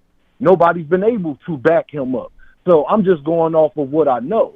If you're not able to back him up and he could constantly put pressure on, because it's not just about if you're able to score yourself, it's about how it looks to the judges and to the fans that you're scoring, he's scoring, but he's moving you forward. He's the aggressor. Mm-hmm. That matters when you're scoring a fight. So it could only go one way. But I think that if Terence Crawford is able to put some Lomachenko type of game plan with the footwork, push Errol, spin on him, give him angles.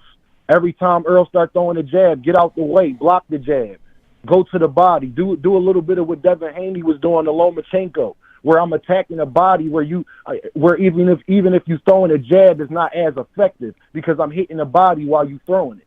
So we're going to see. It's going to be an interesting fight, man. I got Errol Spence winning by unanimous decision or maybe like an 11th round stoppage. But I don't put it past Terence Crawford to win, or I wouldn't be shocked if he won. He's too good of a fighter for anybody to be shocked if he went. But I truly feel as though that if Earl's able to just keep going forward, then that's just how the fight going to end, because we haven't seen nobody be able to stop him to back him up. And at times people have been backing him up, Earl does look vulnerable sometimes. You could get to him. But I like to see how Terence Crawford game plan is. I appreciate y'all, man. Thanks for calling. Thanks for letting me call, man. Oh, man, no problem at all, man. Appreciate you, man. Thank you. Yes, sir. Yes, sir, man. Y'all continue to keep doing a great job, man, and keep doing what y'all doing, man. I just like to see the big dogs, out here in the boxing world, because boxing need to get back to being, one of the top sports, like it once was. So I holler at y'all, man. Y'all be safe.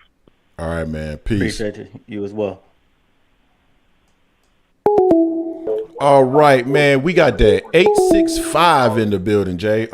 Turn your volume down, though. Who do we have?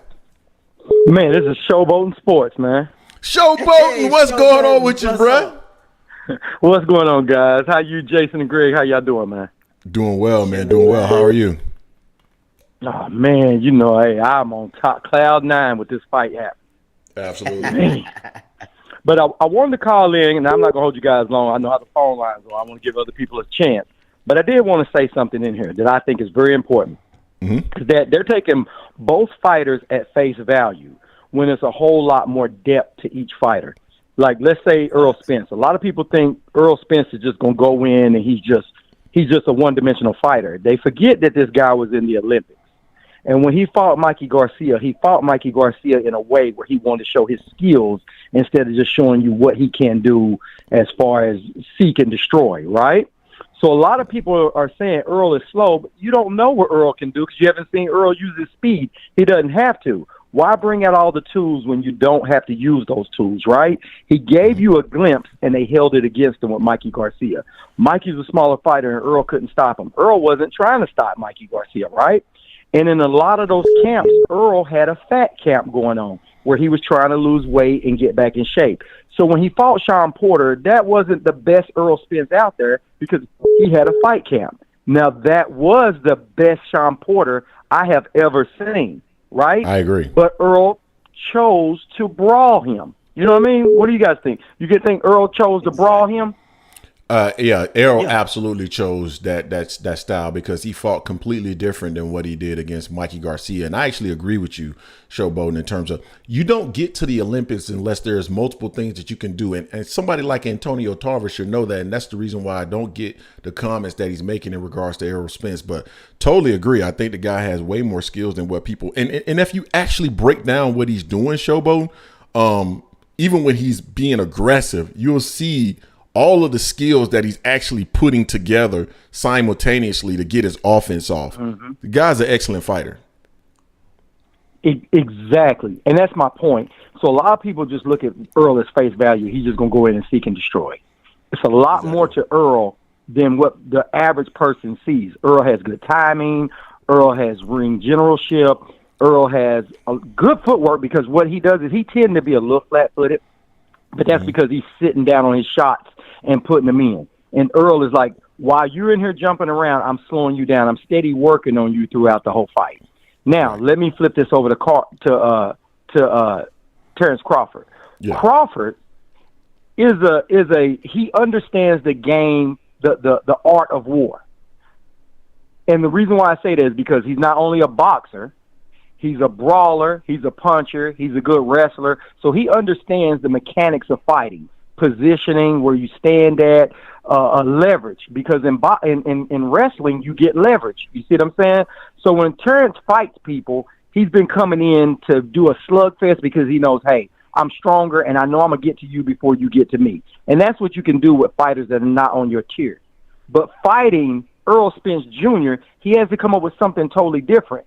Now, I will say this, and I'll cut this short, is that both those two fighters, this fight is not going the distance. Because one, egos. Two, they have enough firepower to stop each other. And what they're going to do is, in the beginning, Errol is going to come on strong, and Terence has got to do something to keep Errol off of him. And that right there is what's going to make the fight spark and go out real quick, because Terence can't back down. He can't turn into Ugas. He can't go in there and try to counterpunch. Do me a favor, anybody, when you guys get a chance, go back and watch how Bud fought Sean Porter in the very beginning. How when Sean Porter came in and tried to get off Bud tied him up real quick and came up off of him. Yeah. That's what you're going to see on there. So I thank you guys for letting me call in. I wanted to get that out.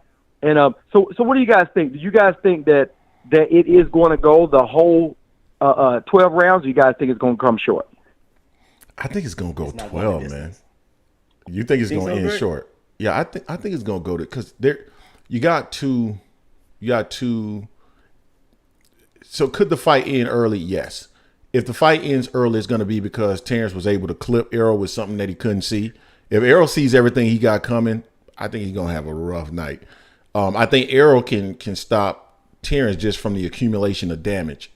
So is it possible? Yeah, but I think both are skilled enough where they won't get stopped. That's just my personal opinion. There's another aspect, Showboat, and I'm not going to talk about it on this live because we're going to do a video on it, right? But there's another aspect. Did you see the video from Fight Hype where he was talking about he's going to do a dry rub on Errol Spence for a fish fry? Yeah.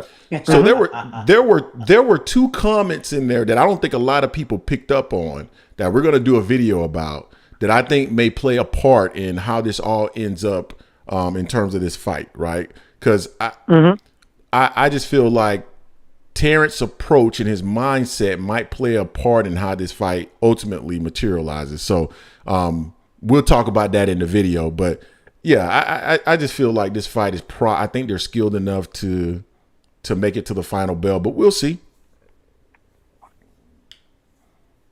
Okay, all right. Well, I appreciate you guys. Thanks for having me on. And as far as Tarver, I gotta shoot this out real quick. Tarver beat Roy only because Roy went up heavyweight, dropped 25 pounds to come down, and was weakened. He beat Tarver, but he wasn't satisfied with that and gave Tarver another shot at it, but that wasn't Roy. Roy at that point was so weak, you can't lose 25 pounds worth of pure muscle and be effective. Totally agree. That's my 2 cents on that. Totally agree. All right, Showboat, man. Y'all Appreciate hit the you, like man. Button. Huh? No, I was saying appreciate you. Go ahead, though. All right. Y'all hit the like button, man. These guys put on a really good show. Support the channel. Hit the like button, man. Jason, Greg, I love your show, man. Love it, love it, love it. And I'm out. Y'all have a good one. Appreciate you, bro. Thank you. Hey, tag your link in the comment section, Showboating. Hey, you're on the Angry Man podcast with Jason and Greg. I think I know who we have in the building, but who do we got in the building? Who you think it is, bro? Oh no, I don't know. Who is this? Nah, see, you think it's Chicken Talk? No, yeah, I thought it was Chicken Talk. Yeah, exactly. You always think I'm Chicken Talk. Nah, this is Big Dose. Oh, Big Dose, what's going on with you, bro? What's going on, family? How y'all doing today, man? Doing well, doing well, man. Hey, I want to talk about one aspect of this fight that I don't really hear too many people talking about, man. And That's the coaching. Yeah, That's the yeah. Say coaching. that too. We're going to do a video on that, but we're going to wait to do that video. But no, I totally agree with you. Go ahead. The coaching is going to play a big part in this fight. I believe that Derek James is a much better coach than Bomac is. You can go by the results. I feel like he got lucky with a talent like Terence Crawford. Terence Crawford is a special talent. He's one of those type of talents where in the ring he really don't need instructions from his coach. He gonna go on his instincts and his feelings. You know what I'm saying? What he feels and what he sees in there. And when he come back to the corner, Bomac gonna tell him either you're doing good or you need to step it up or something like that. Whereas Derek James gonna tell Spence, you need to throw the right hook to the head and come down to the body with the left hook, and then jab me to the solar plex. You know what I'm saying? He gonna give you specific instructions. You know what I'm saying? And I think that's going to play a major part in this fight. And I think that a lot of people are not talking about that. You know what I'm saying? So let me comment on that. Let me comment on that because somebody, I'm trying to remember. Oh, I know who it was. It was Malik Scott that was talking about this. And I thought what he said was really interesting. He talked about the training, but he talked about it through the lens of the coaching system and whose system does he believe in more, if I'm understanding, if I'm remembering this correctly. And the coaching system of Derek James, he feels like that system is superior, right? To be honest with you, and I dare a Terence Crawford fan to disagree with this, Crawford's style is unconventional. That's not how you would teach a fighter.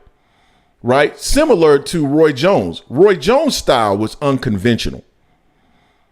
When you start to lose reflexes, when the athleticism start to decline, that's how you get knocked out when you have that type of style.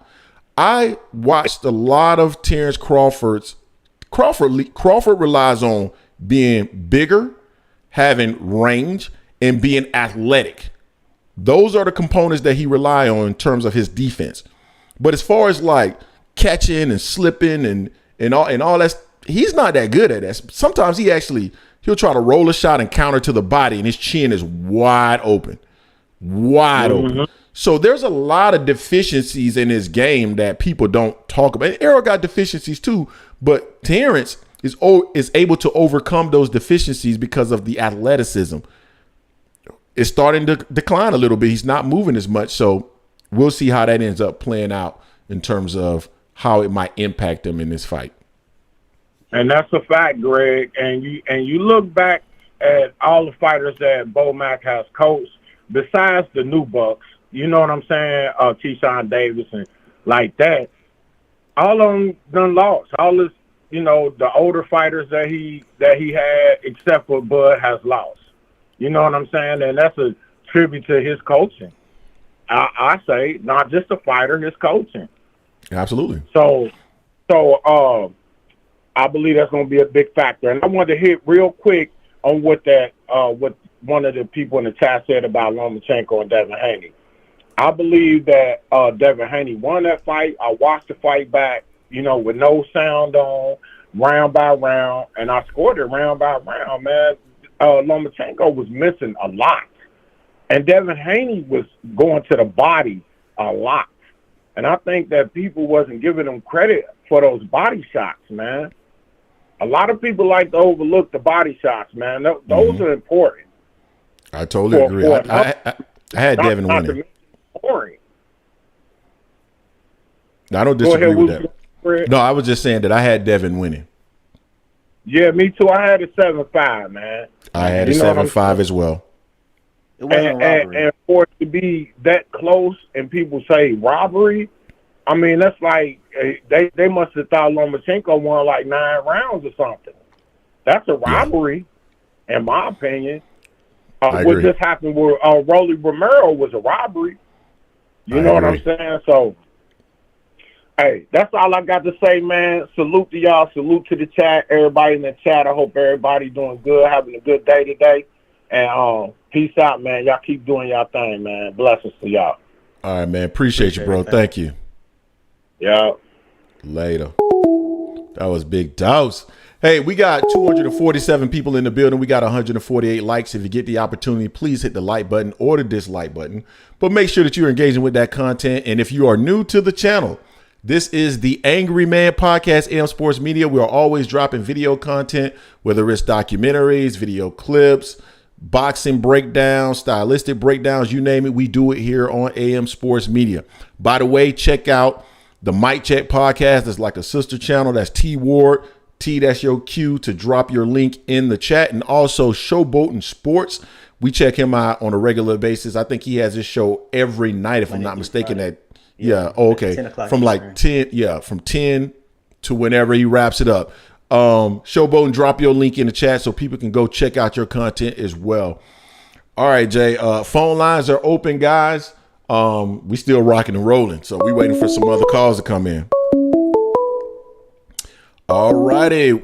We got the 619 in the building. What's going on with you, fam? What's your name? What's going on, guys? My name is GSD. Glad to see the podcast taking off. Gary, San Diego. Appreciate you, man. Pleasure to talk to you guys. Same here. Yeah, I just appreciate it. Yeah, I just wanted to say really quickly that I don't think that a lot of people are talking about the levels of opposition that both fighters have faced in Spence and Crawford. If you look at the opposition that Spence has had, he's had a superior level of opposition going over and fighting Kell Brook over in England when Kell Brook was still in his prime, defeating Ugas, defeating Sean Porter. Each of these fighters brought a different element that Spence was able to overcome.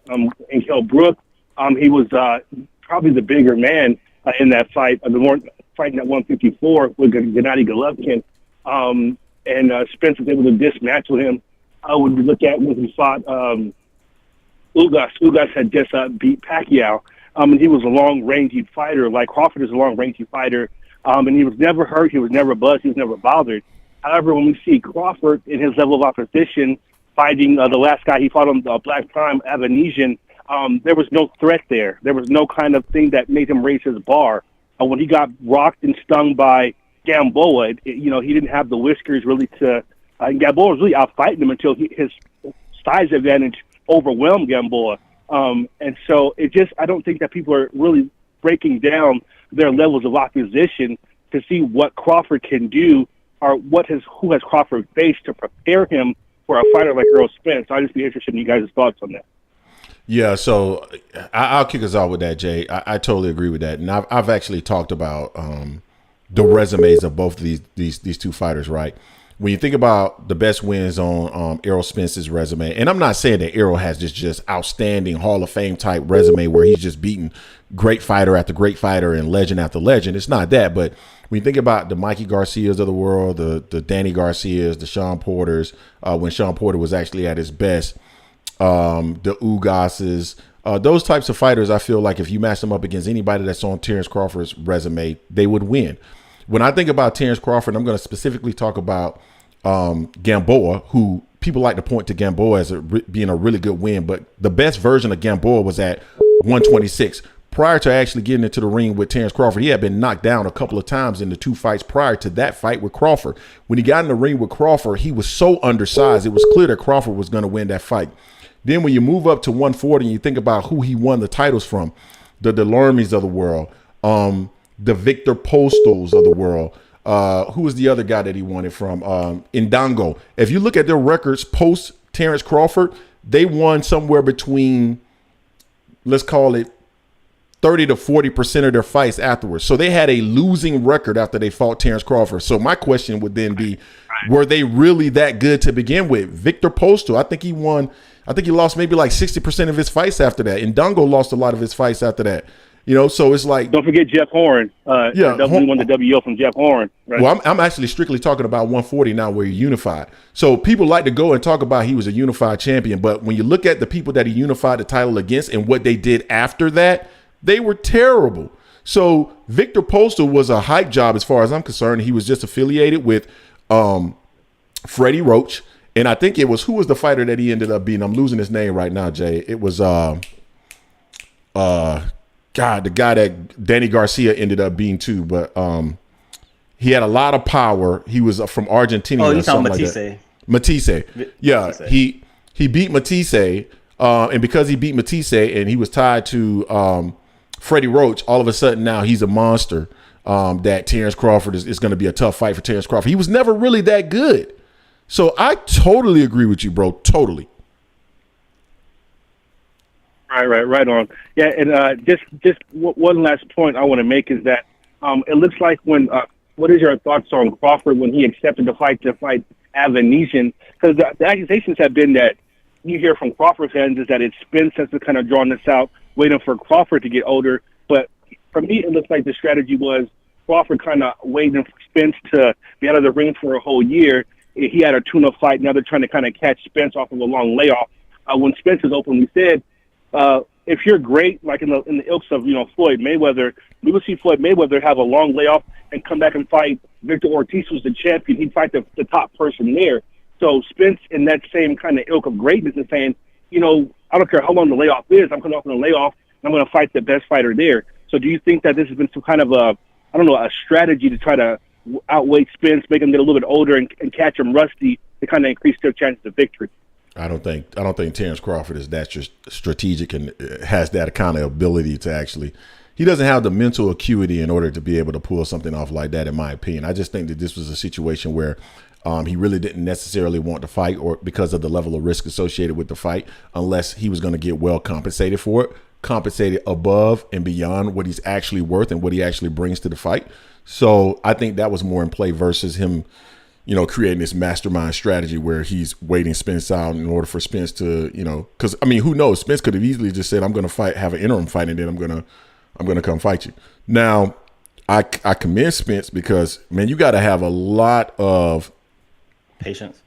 Not patience. You got to have a lot of confidence in your abilities to take on who is perceived as the second best, however you look at it, the first or the second best fighter in your division, in what many will feel is a legendary fight. You got to have a lot of confidence to walk into that fight after a year and some change layoff, right? You got to have a ton of confidence in your skills, your ability, and who you are as a fighter to go into that situation. So I commend him for doing that. And he's giving boxing fans what we want. Right. I just feel that if he's able to pull this off after a year layoff, I've been off for a whole year, and if Spencer's able to go into the ring and defeat Bud in spectacular fashion, I think that has to kind of elevate him into a different level of status. But that's all the questions I have for you guys, and thanks for taking my call. Love the podcast, and hope you guys keep going and go further. All right, man. Appreciate it. Thank you so much, man. Thank you for calling. All right, man. That was the 619 in the building. Yeah, Jay, everybody's excited about this fight, man. I can't blame them. I cannot blame them at all. The stylistic matchup, how it's going to actually play out. I think we've been waiting for a long time to see this, and I'm excited to see how it actually will play out. Yeah, people talk about, I want to address something in the chat. People talking about weight bullying and what is that, anything of that nature there. Act like Bud wasn't a weight bully himself in a sense. Because I want to see Boxing Ego this, and Bud was weighing like 170 on the scale. Unless that was all trolling. No, I would say we'll go there. We'll go there. Because that's part of what that next video is going to be about. Hey, you are on the Angry Man podcast with Jason and Greg. I know it's the 203 area code, but what's your name, my man? What's going on? It's your boy Tunnel Vision. Oh, Tunnel. What's going on, Tunnel? Hey, what's going on?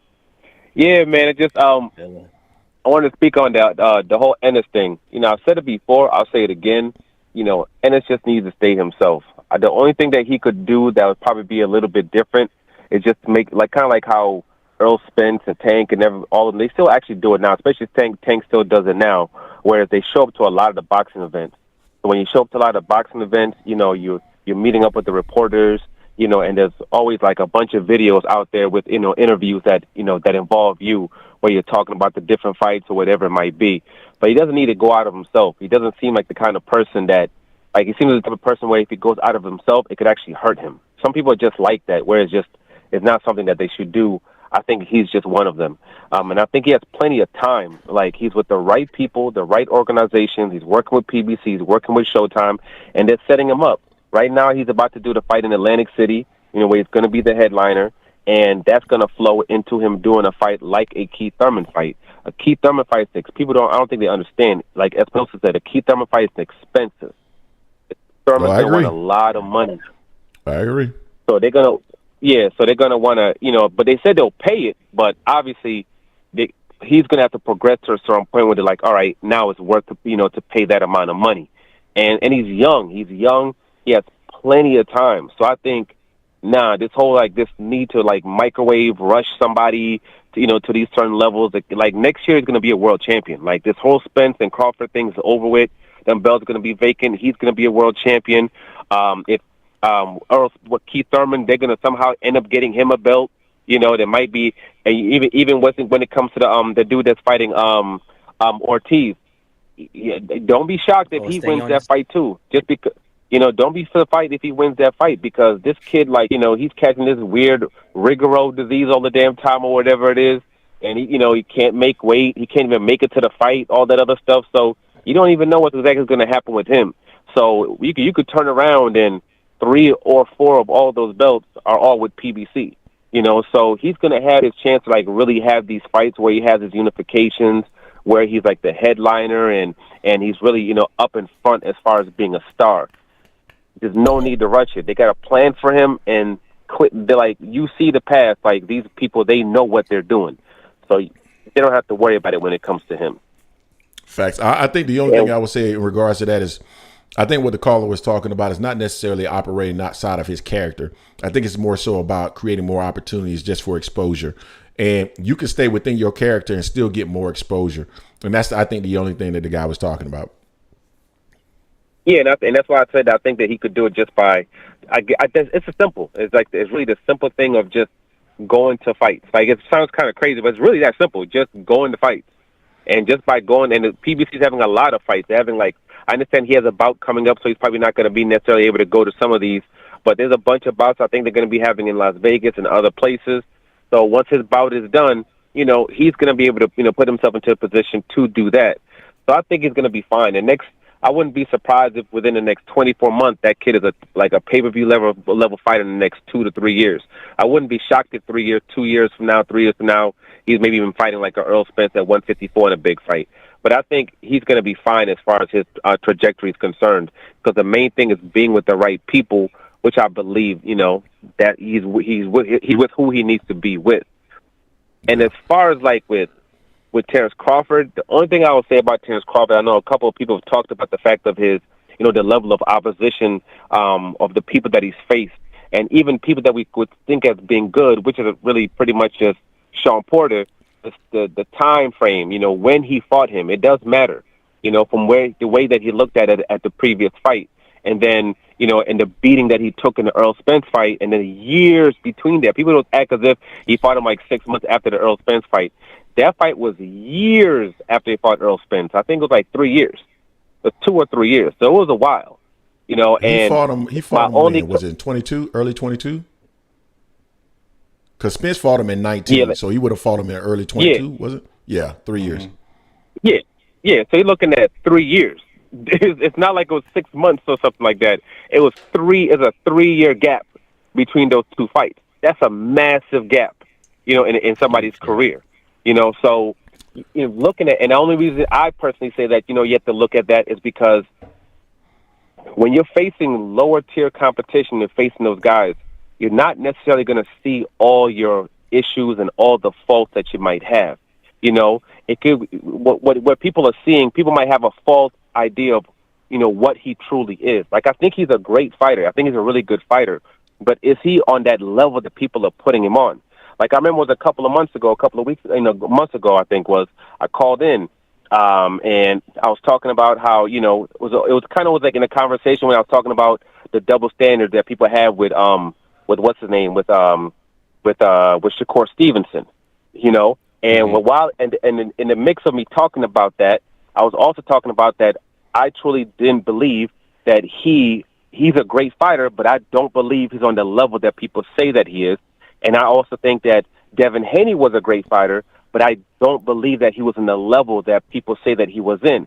And I said that I believe that, and I'm sure a lot of people at that time thought I was crazy when I was saying it. I was like, if Tank Davis was to fight either one of them, he would stop both of them. I believe both those fights are like a 7 to 8 round fight. Now with Shakur, okay, people might still be like, I don't know about that. But when it comes to Devin Haney, though, I would say most people would think, believe now that if those two were to face each other, that Devin Haney's getting stopped. Because as soon as he stepped up that level of competition, we started to see regardless if you think he won or he lost, we started to see all the holes in his game. All the different holes in his game. And just fortunate for him, the first person that he was facing was Lomachenko. You know what I mean? But the thing with Terence Crawford is he's not going in against a, quote, Lomachenko. He's going in against the Tank Davis, or basically of the division. Maybe not of knockout power, but of the skill level. And what I personally believe is a top guy in that division is in Errol Spence.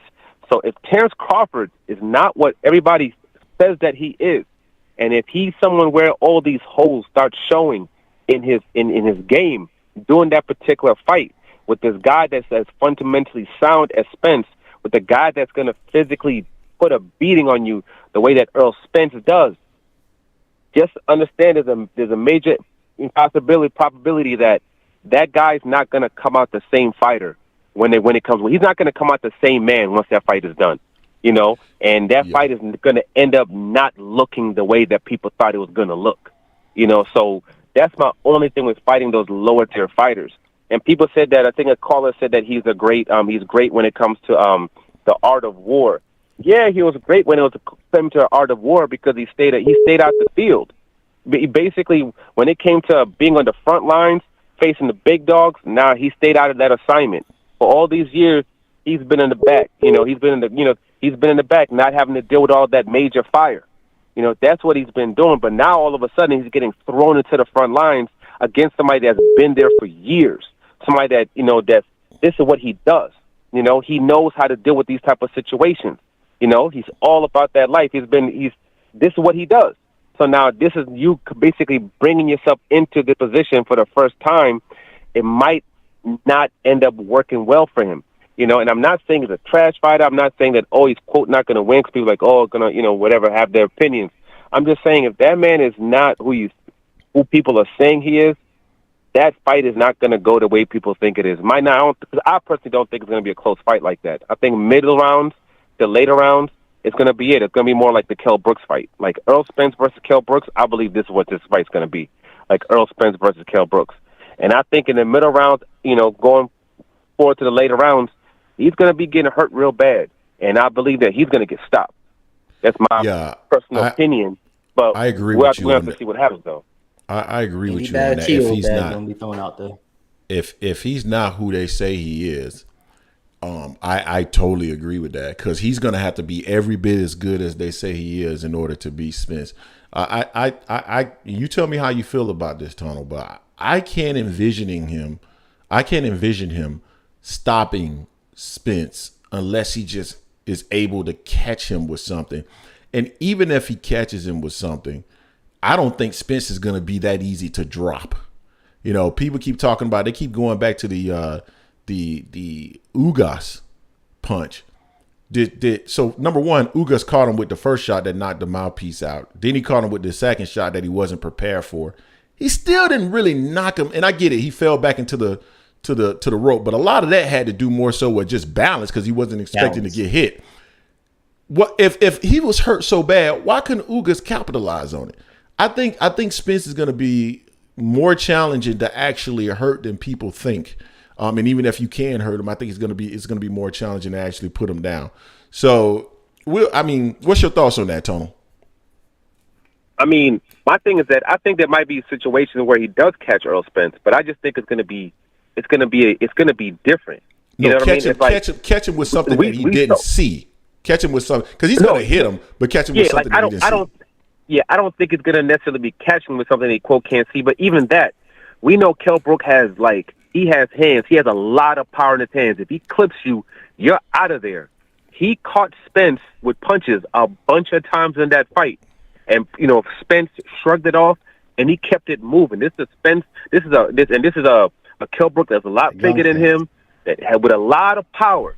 A lot of power. This is the guy that he hit Gennady Golovkin with an uppercut and lifted him off the freaking ground. Like, the dude got power, but it didn't faze him. And even people keep going to the Ugas thing, saying, "Oh, if that was Terence Crawford." The dude got a wide open, clean shot and popped Errol Spence with that, and Errol Spence just kept it trucking forward after that.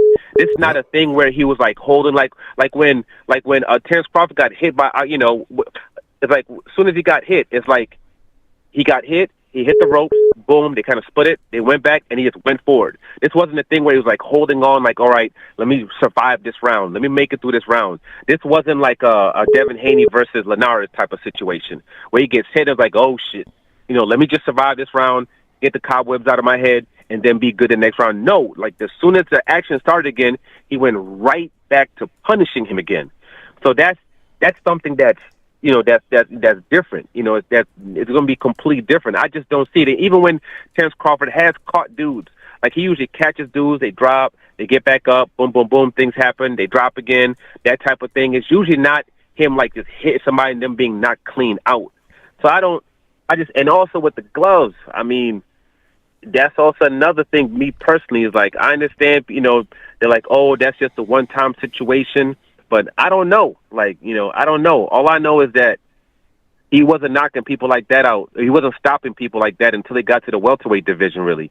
And when he faced, like, tougher competition at 140, even with at 135 or so, guys were lasting 12 rounds. They were 12. So a lot of them were going 12 rounds. And all of a sudden now you're stopping dudes. So it's kind of like, and even with the guys, him stopping guys at 147 pounds, you're still going like, 11, 12 rounds with Jeff Horns. You're still going 11, 12 rounds with Benavidez. Even a guy that hasn't trained to the level that he should have in Sean Porter, that's still going like, 10, 11 rounds. So it's like, okay, if those guys are going 11, 12 rounds, 10, 11 rounds, I just don't see him being able to stop Errol Spence, because especially with the punishment he's going to be taking and the work rate and how much he's going to work. He's not going to have the same strength. He's not going to be on that same level at round 10, 11, 12. So, it's not like he's just sparking these guys out in the beginning rounds. The higher level competition, he was still going 10, 11, 12 rounds. So this whole notion of people think, oh, he's going to spark him out at 2, 3, 4 rounds. If you see his actual fights and you see how they go, that's not how they went. That's not how the Horn fight went. That's not how the Benavidez fight went. That's not how the Sean Porter fight went. A lot of these fights, that's not how they went. So I just don't see that part happening. And and even if he does hit Errol Spence has been hit before. I just think he has a beard where you're not going to see the same effect. And he knows how to handle himself in those type of situations. So I just think it's going to be tough. I don't know. I just think styles make fights. And I just think this is a fight where things are going to be extremely tough for him. Extremely, extremely tough for him. And I'm just hoping he makes it a fight too, man. I hope it's not just some weird thing where all of a sudden a week from now he's saying he's injured or something else happened. That's all. I don't know. This one of the fights where I'm just kind of sitting there and I'm just waiting for I'm waiting for the weigh-in. Like when the weigh-in happens and it's like we got to fight. I'm like, all right, cool. Then I'm gonna be like, all right, we straight. But like, I don't know, man. Even with the Ryan and the Tank fight, that's kind of like the mindset I was kind of having. I was like, I'm not really going to be completely on board, really hyped up until after the weigh-in. But after they had the weigh-in, I was like, all right, cool, we got to fight. So with this fight, is the same type of situation. I'm just like, all right, let's wait till the weigh-in. Once we have the weigh-in, let's see. And as far as the promotion goes, I think they're going to be fine. Like, even with like the Ryan and the Tank situation, people are kind of saying, oh, how are they going to promote this? How are they going to do that? They know what to do. And I think that's also part of why Terence Crawford is doing all this promotion. I don't think he's doing it because this is something that he wants to do. I think this is something that's in his damn contract, where it's like, you're going to have to go to these places and you're going to have to do this to promote the fight. You're not going to be able to just sit back because, Terence Crawford's about that guarantee. So if he got his guarantee, he don't care about the back end. It's like, whatever happens to the back end, I don't care. You know what I mean? Yep. What he usually does is he goes right back to training. He focuses on his training, gets ready for his fight, and he comes in these fights. That's not what he's doing now. He's training, but his standoff party, you got cameras there. He's going to different areas, different things, whatever, to promote the fight. He's not doing this because he, quote, wants to. He's doing this because they are forcing him to do this shit. He has a signed in there, and they're more focused and worried about him because I think they look at it like people know who Errol Spence is. Like, he's still pulling in 300,000 plus pay-per-views. He's doing 5 million plus gates, putting 40,000 plus people in seats, and they'll flow him into from like especially when it comes to like when they have the press conferences like next week and stuff like that. But Terence Crawford, I think they really want him to really get in early, really early. Trying to fast food force information about him and who he is to people. Like all the work that wasn't done all these years, and trying to like microwave fast forward it right now. Because they don't have the time to do what they would have done if he had signed with PBC 3-4 years ago, where he would have had these other fights, where this fight probably would have been even bigger than it is right now. So I think that's what's going on with that. But I think as next week goes on and the weeks flow on, PBC knows what they're doing. I think they might be having multiple events before that in Vegas also, because Todd Brown or whatever there's like 2 dates, like both previous Saturdays. They have dates there, so I'm seeing if they put events over there and if they do that. But I think the promotion will be fine. I don't think it's going to be as big as a Tank fight, but I still think it could be a situation where they still do like over 1 million pay-per-views because the tickets are selling, but they're not selling to the levels of the Tank fight. They're not doing those type of numbers, but they're still doing big numbers where this still looks like it might be like a $18+ million gate or something like that. So, but I think promotion-wise, I think they're going to be absolutely fine.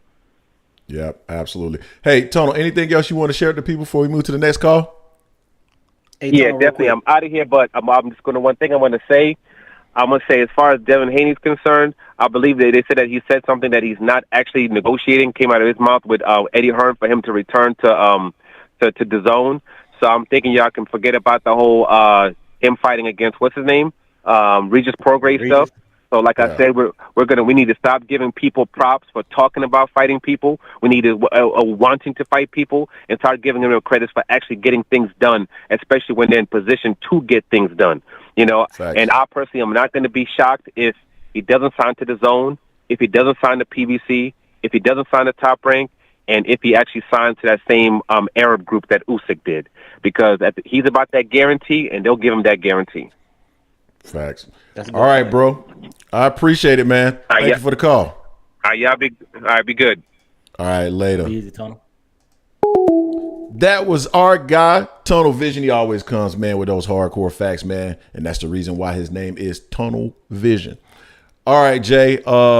We had a couple of people call in. So definitely if you called in, I think it was the 210 and 414. Man, fuck you. You think you think I got so many things that I'm processing as I'm doing these shows, man. So when I keep up with this stuff, hey, boy, Hey, you the one that put it out there. I got a sharp mind. I do have a sharp mind, and I think you know that. What was that? Boy, you a hating fuck. Hey, be careful drinking that drink too. HTG. I don't want you to, choke or spit all over the place. Man, go kill yourself. I'm just trying to look out for you, bro. I'm just trying to look out for you. Yeah, go kill yourself.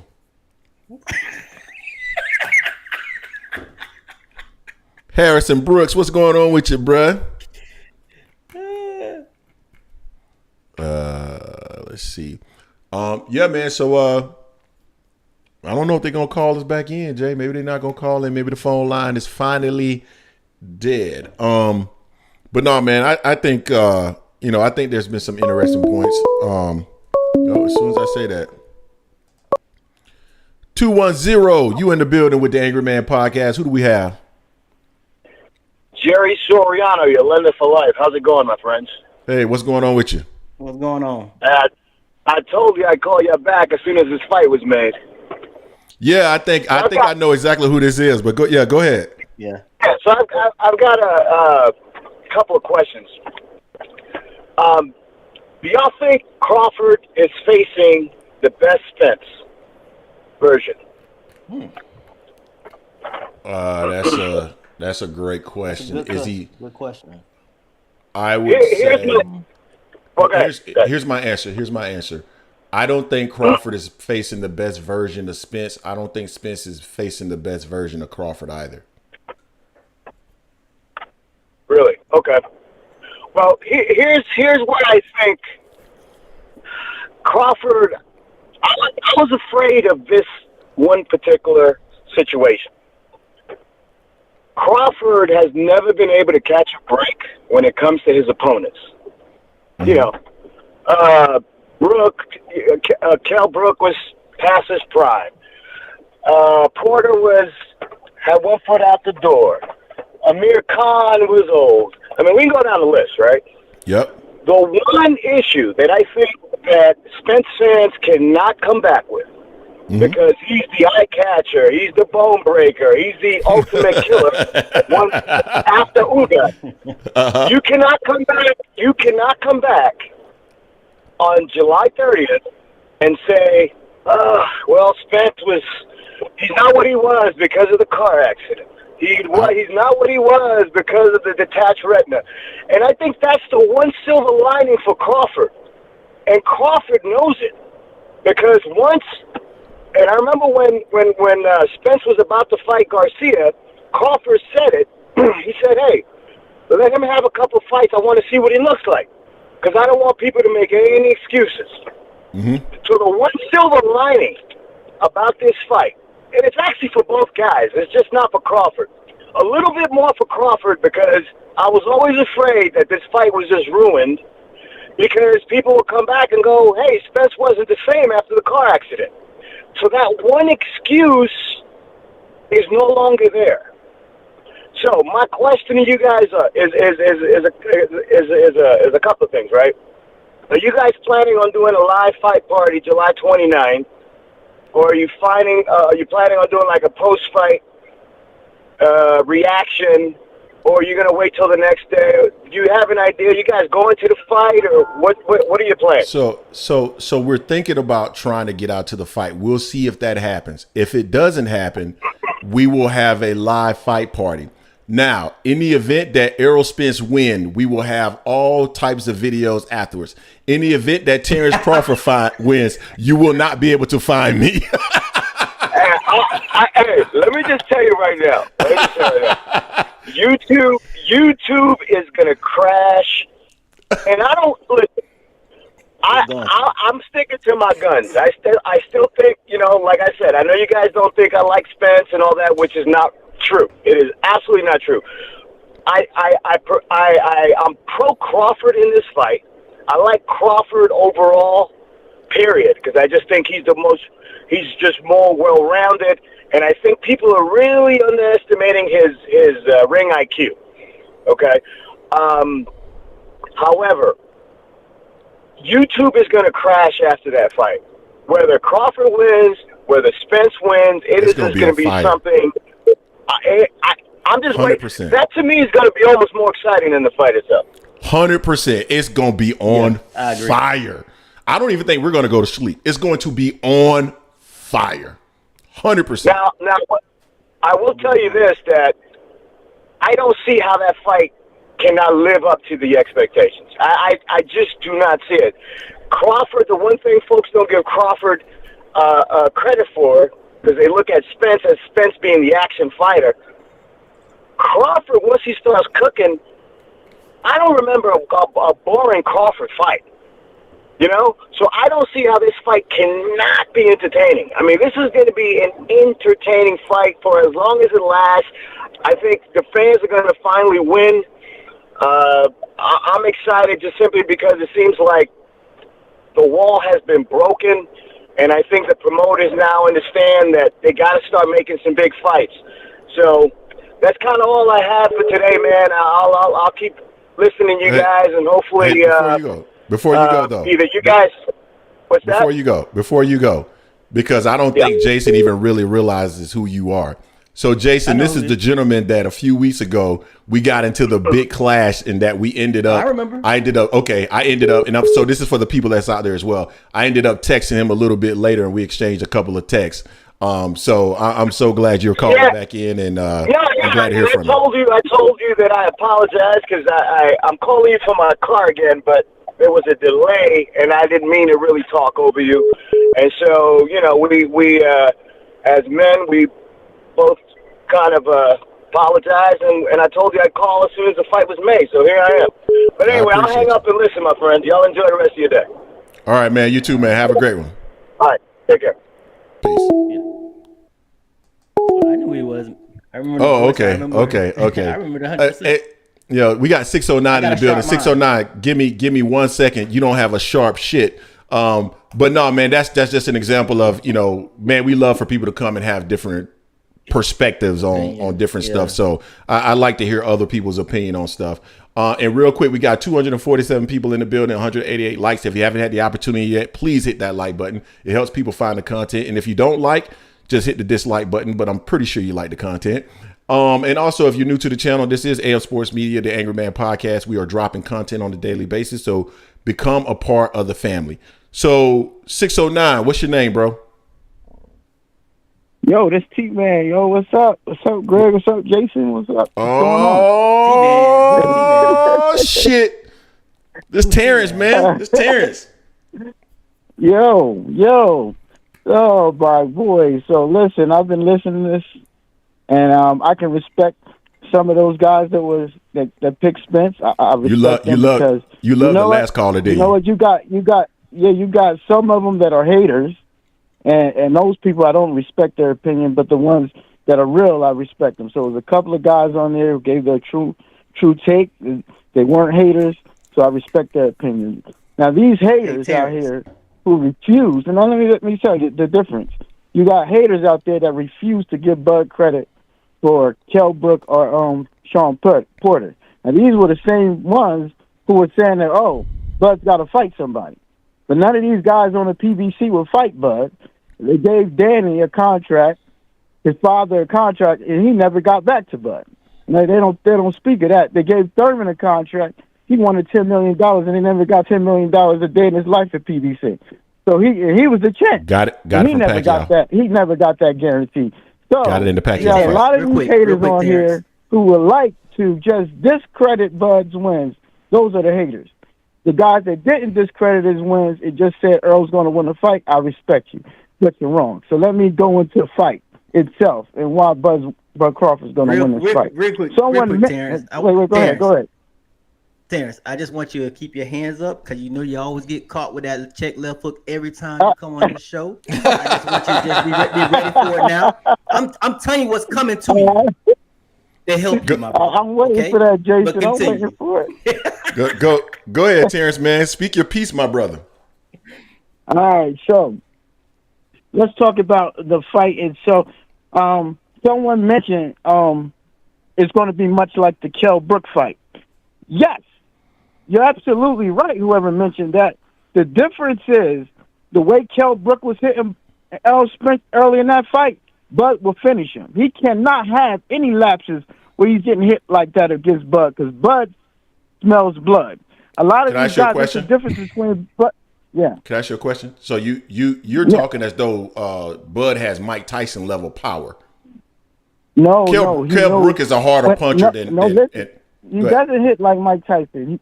He doesn't. But what he does is if he stuns you anyway, anytime, he's going to keep going. It's not going to end. Unless you got like maybe 10 seconds in a round or less, the bell can save you. If it's a minute or so and you're stunned, it's over. If he stuns Spence like Uga stunned him, it's over. It's not going to. He smells blood, bro. That's the difference between. This is what this guy does. You don't survive if you get stunned. Yes, you're absolutely right. He doesn't have one punch knockout power, but neither does he need it when you are so accurate when a guy's hurt.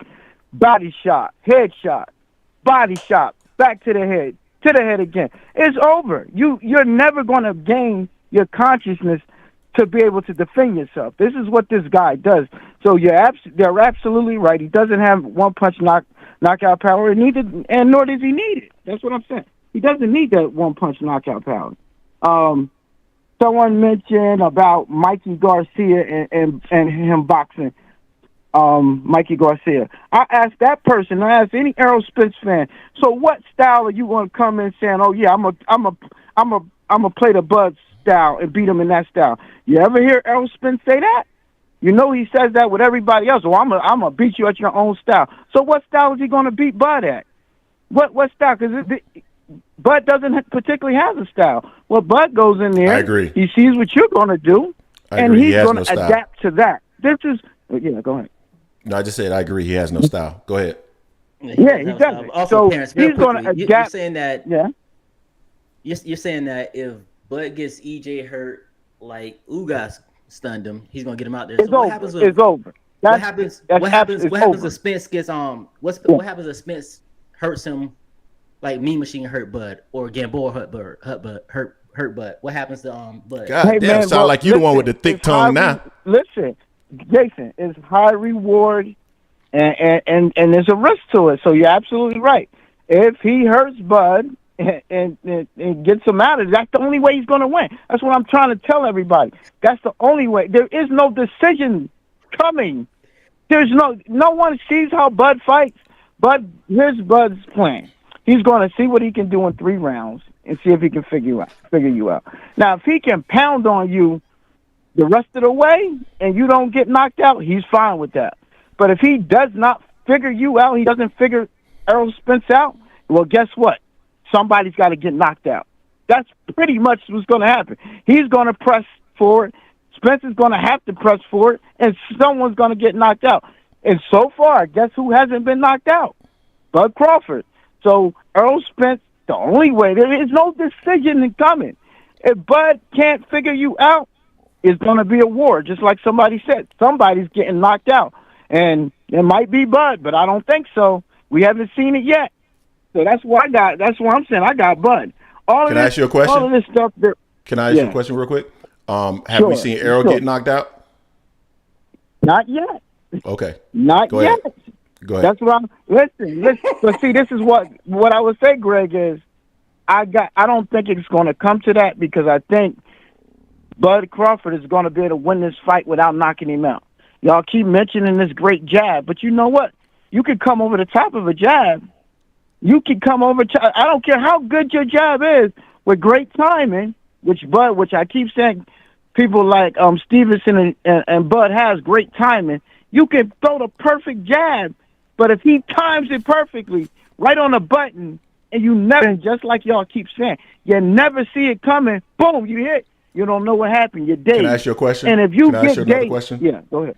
So when you look at the Kell Brook fight in the first few rounds, when Errol Spence was jabbing and Kell kept coming over the top, wasn't he doing that as well? But let me finish. Let me finish. Yeah, go ahead. Okay, how did that fight end? I get, but that's what Kell Brook and Bud. That's different finishers. Check left hook. Kell Brook's not the finisher that Bud Crawford is. Do y'all agree with that? Why do you believe that? He's a bigger puncher. But you think that Kell Brook's the type of finisher? This is one of his biggest attributes. Is how he finishes fights.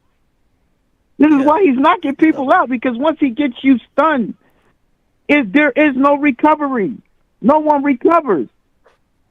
And then you keep talking about work rate. Well, Chavez had a hell of a work rate when he fought on Sweet Pea. He had a hell of a. But what happened when he fought Sweet Pea? He thought he was going to get that work rate against Sweet Pea. When you fighting a champion, your work rate is going to cut down. Why? Because first of all, you better respect that champion. Whatever work rate you had against these bums you fighting, these people that you're plus 700, they giving you all this credit for, like Ugas, you're plus 700, Danny Garcia, you're plus 450, plus 450 on. You're giving them credit. That's not a 50-50 fight. Nowhere near. Can I ask you a question? So, would you say that Floyd Mayweather is one of the best fighters ever? Absolutely, bro. Absolutely. Okay. He's as good as Terence Crawford, correct? He's not as good as a finisher as Terence Crawford. But he's as good a fighter as Terence Crawford. Skill, defense. Oh yeah, he's better defensively. But Okay, so I'm saying let me ask you. the finisher. Okay, Yeah. so why wasn't Floyd able to cut down Maidana's output then? Since it's so easy to cut off just stop their output because you're such a great champion. Floyd is one of the greatest champions and one fighter that's probably considered one of the best fighters ever, if not the greatest fighter ever. And he couldn't stop that output. Yeah, but you know what? Because Floyd at that time, with those broken hands, he just didn't have that power. So Maidana didn't respect him. I mean, you're telling me you don't think Earl's going to respect Bud? Yeah, he's going to respect hands, bro. He's going to respect them, and he's going to step to him. When Mayweather became Money Mayweather, he wasn't like he. I bet you if Maidana fought him when he was at 130, he wouldn't have threw all those punches. Can I ask you a question? Can I ask you another question? Yeah. So most of those punches that Bud ended up connecting, stunning his opponent, and was able to get him out of there because he's the greatest finisher we've ever seen in the sport of boxing. How many of those shots came from him actually fighting on the inside? How many of those shots came from the inside versus those shots coming from the outside where he had the ability to counter and put all of his leverage on those punches? Okay, Greg. Yes, you're right. But here's the problem. Bud Crawford, I got him over Errol in IQ. You got Errol over Bud in IQ? Then you're saying that he's going to control distance on Bud? This is where we disagree. This is where the odds makers disagree with y'all. It's not going to be an inside fight. Bud's going to have the fight where he wants it. He's never fought another person's fight. So bro. yeah, I agree. I agree. I agree with you in the sense that this is where we disagree because I don't think Crawford is going to have the ability to stop this fight from being an inside fight for at least 50% of the fight. Greg, if you're right, I'm agreeing with you. If he can't dictate range and distance, absolutely. I've never seen anyone dictate range and distance on Bud. And if Errol was the first one to do it, hands off to him because, he probably wouldn't fight. But I don't see that happen. Can I ask you a question? Can I ask you another question? The odds makers agree with me. That's Greg, fine. Not with Can you. I ask you another question? I don't care what the odds makers think because, like I told Jason, I have a sharp mind. But no, serious question. Okay. So in all of those, fuck you, and fuck you again. So in all those situations relative to Bud Crawford and his ability to catch fighters and have the ability to control the distance, in all of those fights, how many times was Bud the smaller fighter? Smaller fighter. I'll answer it for you. None. His ability. Hold on. Let me finish. His ability. Bigger than Bud, bro. Hold up. Let me finish. Eagles was bigger than Bud. No, he wasn't. He was not bigger. His range. Let me finish. His range was shorter. I mean, pull up their stats right now, Jason. His range.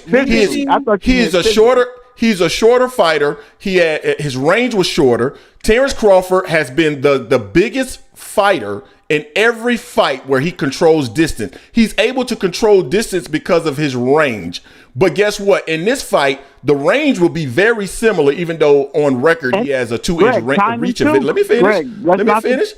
He has a 2 timing, Greg. Yeah, I'm not talking about time. I'm not talking about timing right now. You can have more range than someone and still get tattooed because your timing is off. That's fine. You gotta have both, Greg. The point that I am making, I get what you're saying. The point that I am making, though, is that the reason why he's been so successful at controlling range is because he's had all of the physical advantages. In the event where he does not have the physical advantages, how are you so sure that he's going to be able to control range? I would say that he's going to struggle to control range. Because of timing, Greg. That's why. Timing.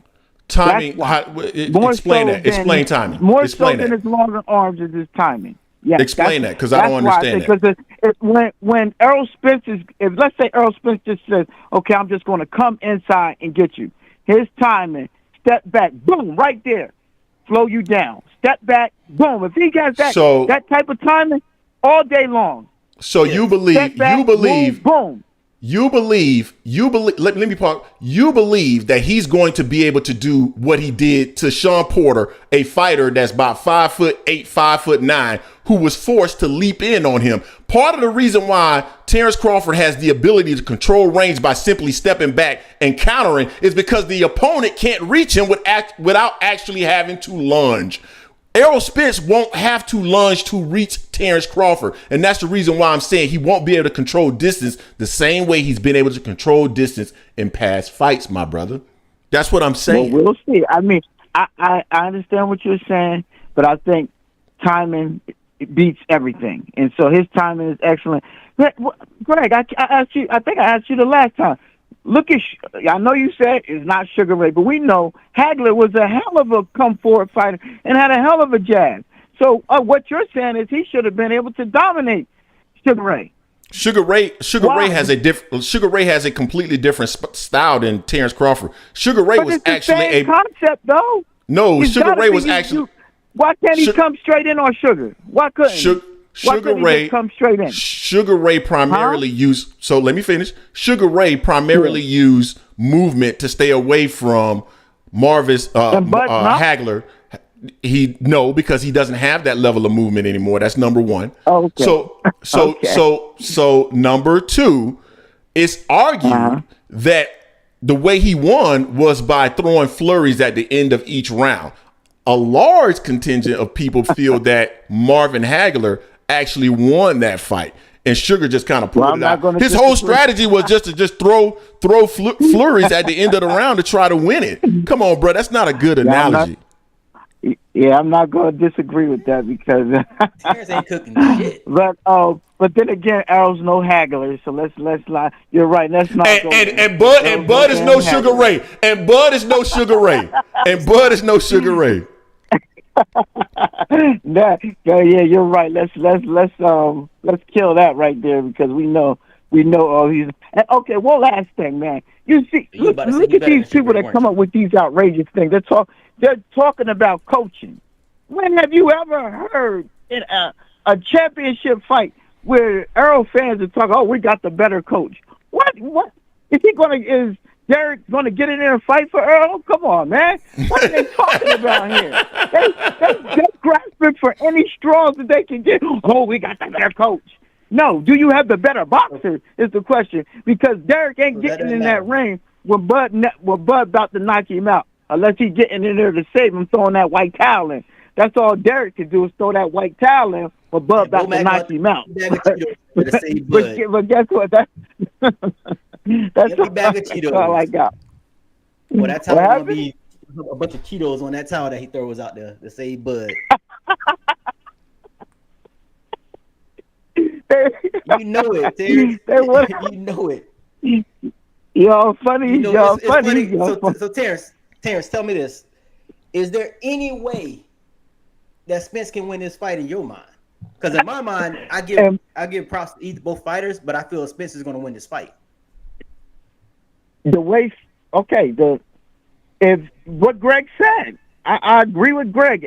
If he can get around Bud and Bud can't time him getting in, and Spence is able to get in at will, yeah, he'll win the fight. I just don't think. I agree with the odds makers. I don't think that's going to happen. I think Bud has been prepared for this. He knows his style. He's too smart. His ring IQ is too high to let one thing beat him. That's all I'm saying. He's going to be prepared to take whatever Spence, his best chance to win, he's going to take that away. That's why I believe he's going to win. There's no way he's going to be like these other fighters that's covering up when Bud comes in and just go into a ball. No, that's not going to happen with Bud. That's all. That's what I'm saying. He's not going to just go into a ball and shell up and get beat off. What did his sister say? His sister said, okay, go ahead. No, I was just going to say, let me, just one comment, because I heard you make the statement that Bud is too smart to allow himself to lose to one thing, right? So that one thing that you're saying is basically being a pressure fighter. Then I could counter that and say Spence is too smart to allow himself to lose to someone who's just a counterpuncher. See how ridiculous that sounds? Because because you're a counterpuncher doesn't mean that you're not doing multiple things out of being. Overall you are defined as a counterpuncher because of that style. Just like Errol Spence overall is defined as a pressure fighter because of that style. But within those styles, we both know that these fighters do multiple things. So stop saying that he's just doing one thing, because he's not one-dimensional. He's multifaceted. Greg, I'm not saying that. I'm saying if he chooses to stay on the outside and box with Bud, who has the advantage there? That's all I'm saying. Who has the advantage? If they stay in the middle of the ring, jab, and looking to land a big shot outside, who has the advantage? You think Errol has the advantage there? Yes or no? I would say Terence Crawford probably has the advantage being a counterpuncher because stylistically that matches up for what he's doing. My point is that the fight won't be fought in that manner because you have a fighter who is an Olympian, who has seen multiple styles, who has the ability to create situations and put his opponents in vulnerable situations where he can get his offense off. If you think it's that simplistic where Terence Crawford is simply going to be able to just keep him outside, I mean, hell, he barely was able to do that against David Avanesian. And what happened? Come on, man. David Avanesian. So are you saying David Avanesian is Errol Spence? My point. Did David wake up yet? The point that I'm making is you're saying that he's going to be able to just keep him on the outside. He couldn't do that with a lesser fighter in David Avanesian. So how the hell are you going to do that with a world-class fighter like Errol Spence Jr.? Well, that's the fight right there. We both agree that if he can't keep him from getting inside, Errol's going to win the fight. I don't think that there's any way that Bud's going to just let him constantly get inside. And guess what? When he does get inside, Bud can tie him up. It's not like, this man's lifting damn near 450 pounds. You think he can't tie Errol up? Y'all act like once he gets inside, he's going to have to fight him. No, he can tie him up, push him off. Let's go again. Can I ask you a question? Try it again, Can I ask you a question? Yeah, Can I ask you a question? Try it again, Earl. Can I ask you a question? Why didn't Kell Brook, Sean Porter, Ugas, or any other fighter that caught an L do that if it's so simple? They ain't strong like Bud, bro. Okay. This is why he's a world. This is why he's a world champion, bro. They ain't got that strength. He got Ugas was a champion. Bro, come on.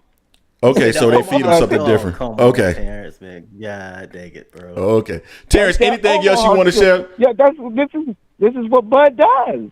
Okay. Yeah? Anything else you want to share with the people, man? Because we got to wrap this show up here in a second. All right, man. Great show, guys. I just had to correct a couple of Bud haters out there. Keep bringing up old fights and don't give them no credit. But, okay, hopefully y'all haters give Bud credit when he beat your boy, and we don't hear about he was in a car accident. His eye was messed up. I'm just hoping finally Bud will get some credit, but probably not. Thanks, guys, for having me. Terrence, real quick, Terrence. Yeah. You said about resumes. You said earlier about resumes, and Spence been fighting a bunch of bums. I ain't saying bums. I take that back. No, you said bums. I'm saying I ain't let that slide. I forgot about that. He was heavy. He was heavy favorites in those fights. I'm not saying they were bums. I'm sorry. I take that. I take that back. They were not bums. Huh?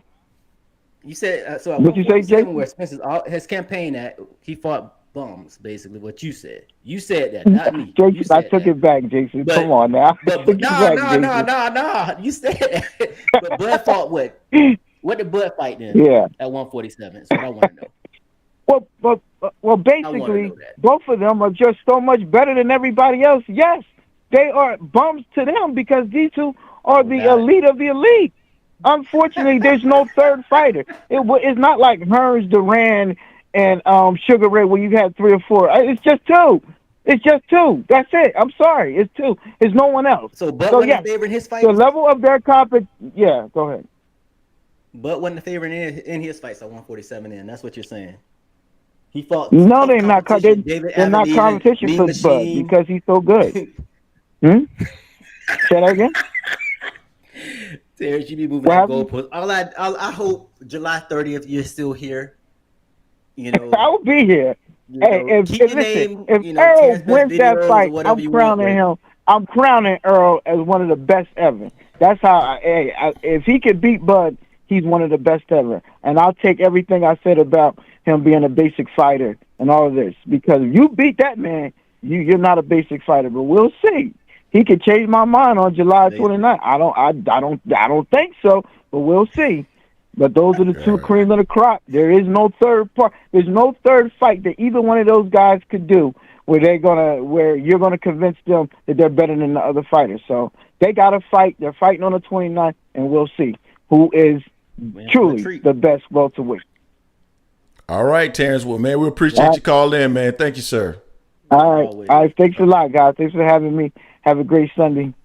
All right, you Talk too, man. to y'all later. All right, Terrence. Peace. All right, bye. Salute, Manager Marty. All right, man. Manager Marty in the building.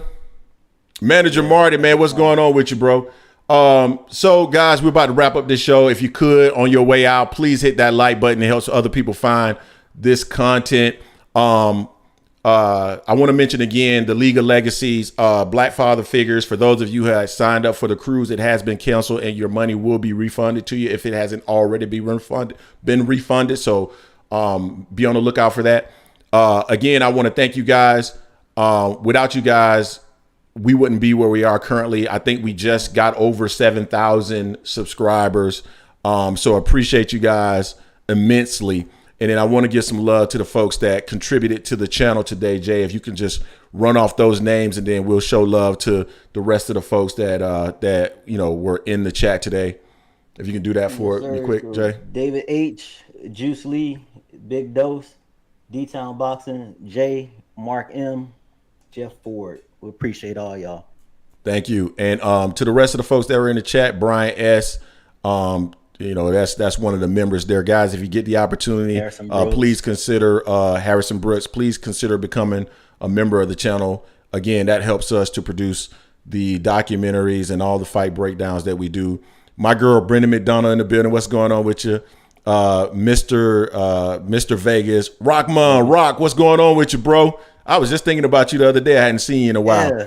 Isaac Green, Philo, the voice of boxing, of course. The Mic Check podcast, as well as Showboating. You guys should definitely go check out their content.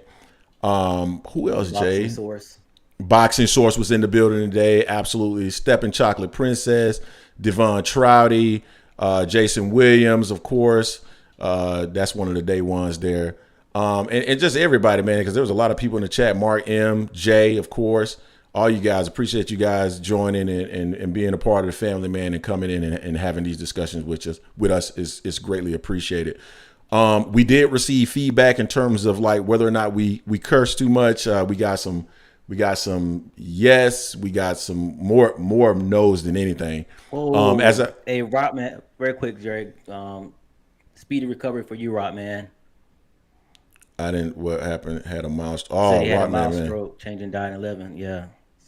Sorry to hear that, my man. I'm hoping you feel better. But glad to see you doing okay right now, and that you joined us. Appreciate you. But yeah, guys, if you guys want to continue to give us feedback in terms of whether or not we curse too much, or is there anything else that you would like to see us change, feel free to email me. If you go to the About section on our channel, the email is there. You can email me directly, and of course, I will always respond. Again, very appreciative of the feedback and all that. Cussing part of life.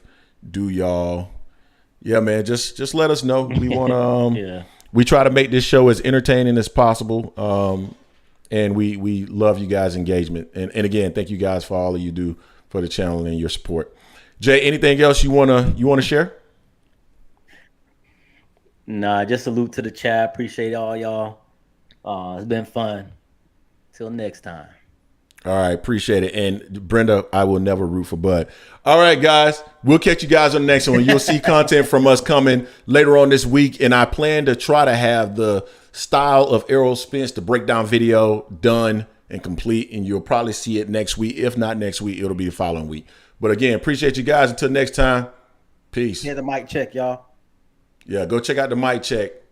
Peace.